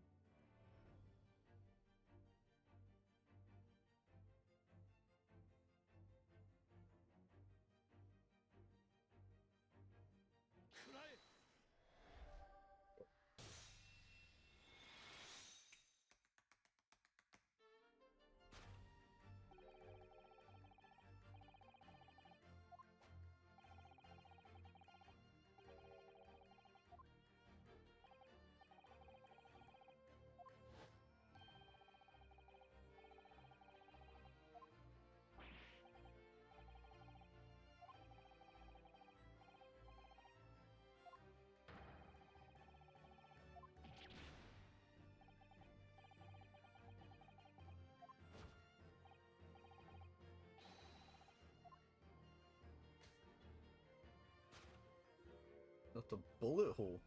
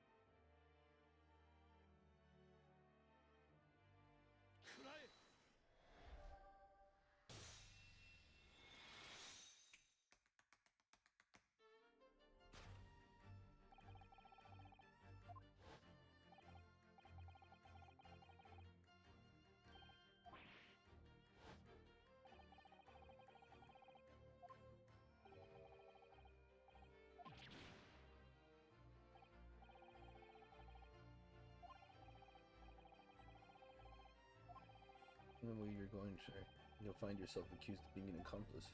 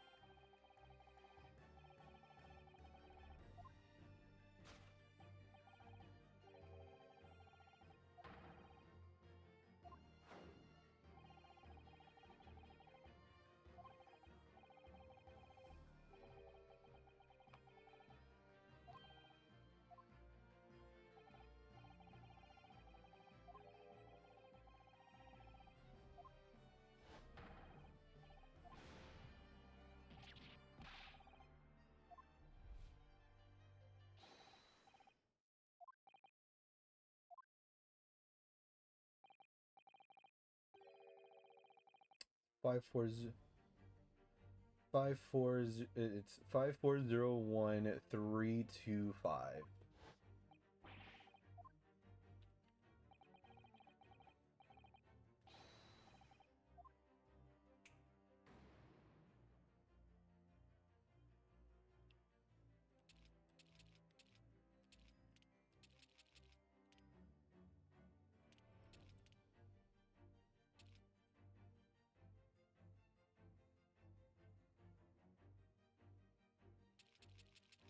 It's homed upside down.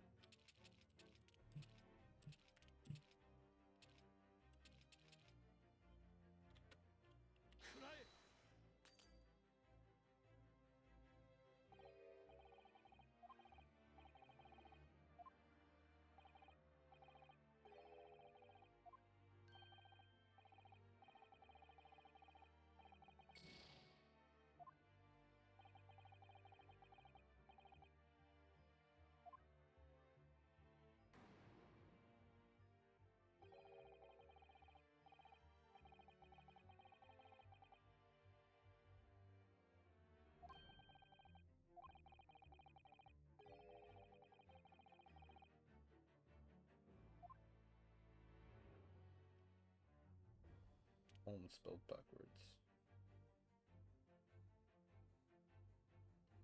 Oh, so then it'll be.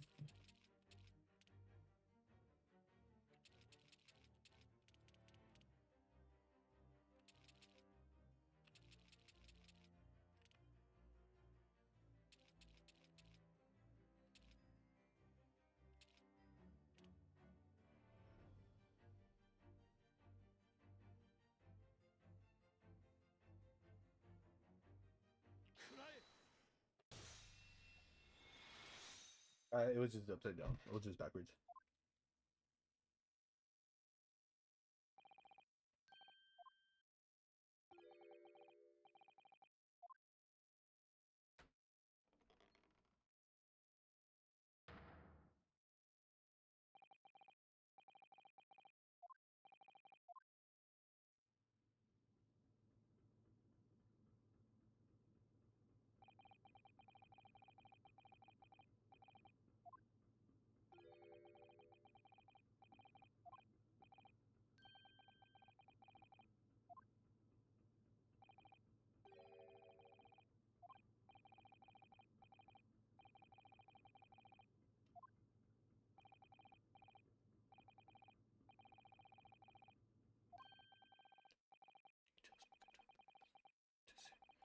Your old friend and traveling companion, who made the cowardly decision to flee the country without a word to anyone when things turned sour.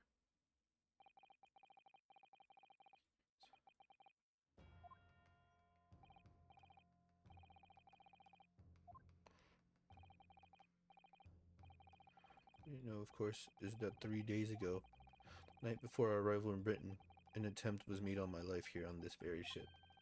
The Reaper of the Bailey? Yes, I've heard. Because you were once prosecuted by the Reaper, weren't you? 10 years ago now, mind you.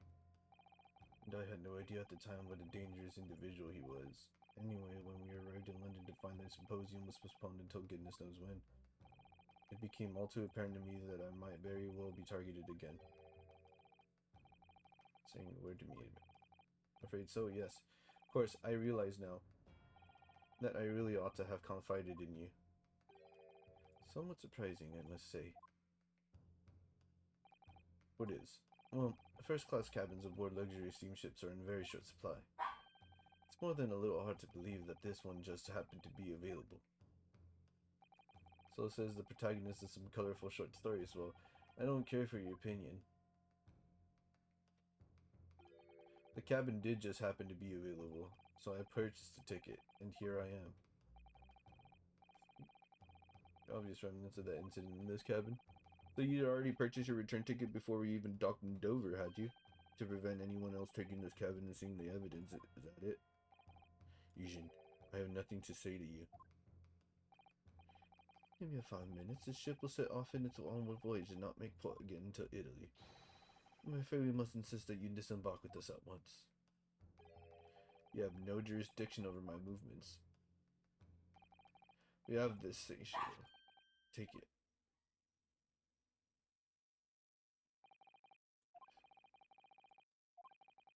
You're a man of the law. You know what the ramifications of ignoring a document like this from the British courts would be. Came prepared then, Eugene. Come on, let's go. One moment. What is it, chums? It's in Mr. Jigoku's trunk.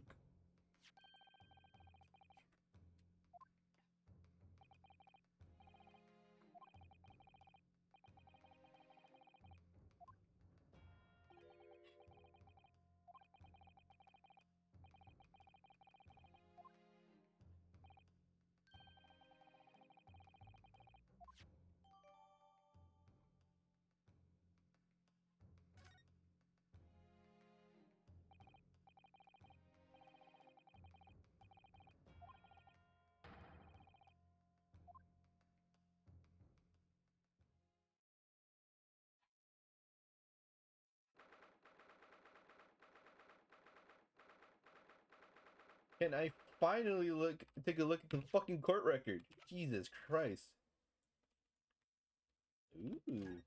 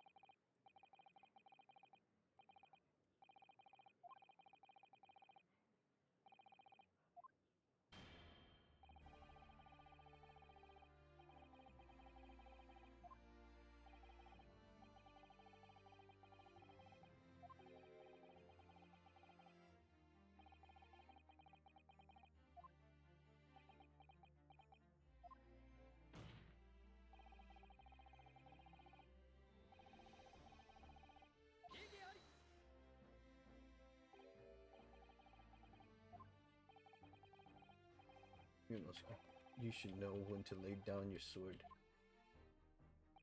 And you should know never to presume when the battle is won. Court has already been presented with all the evidence and heard all relevant testimony, and there's only one conclusion: that the accused is guilty. All relevant testimony? Far from it.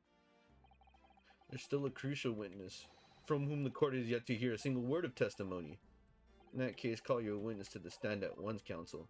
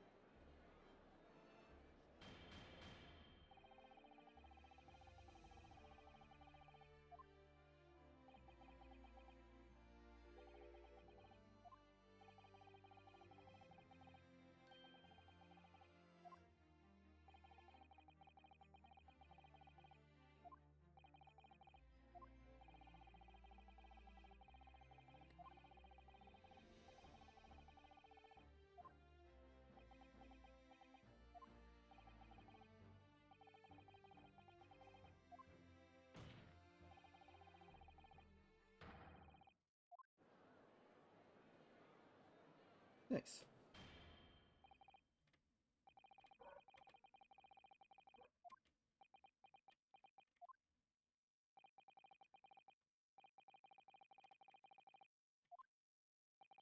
No judgment should be passed until all testimony has been considered.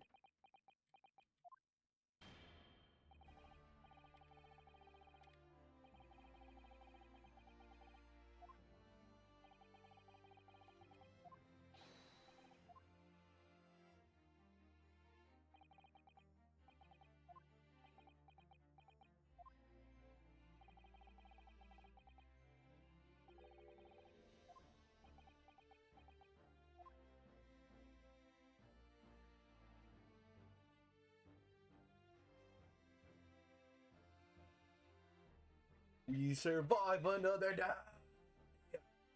I'll be back. I am going to eat. Shoot.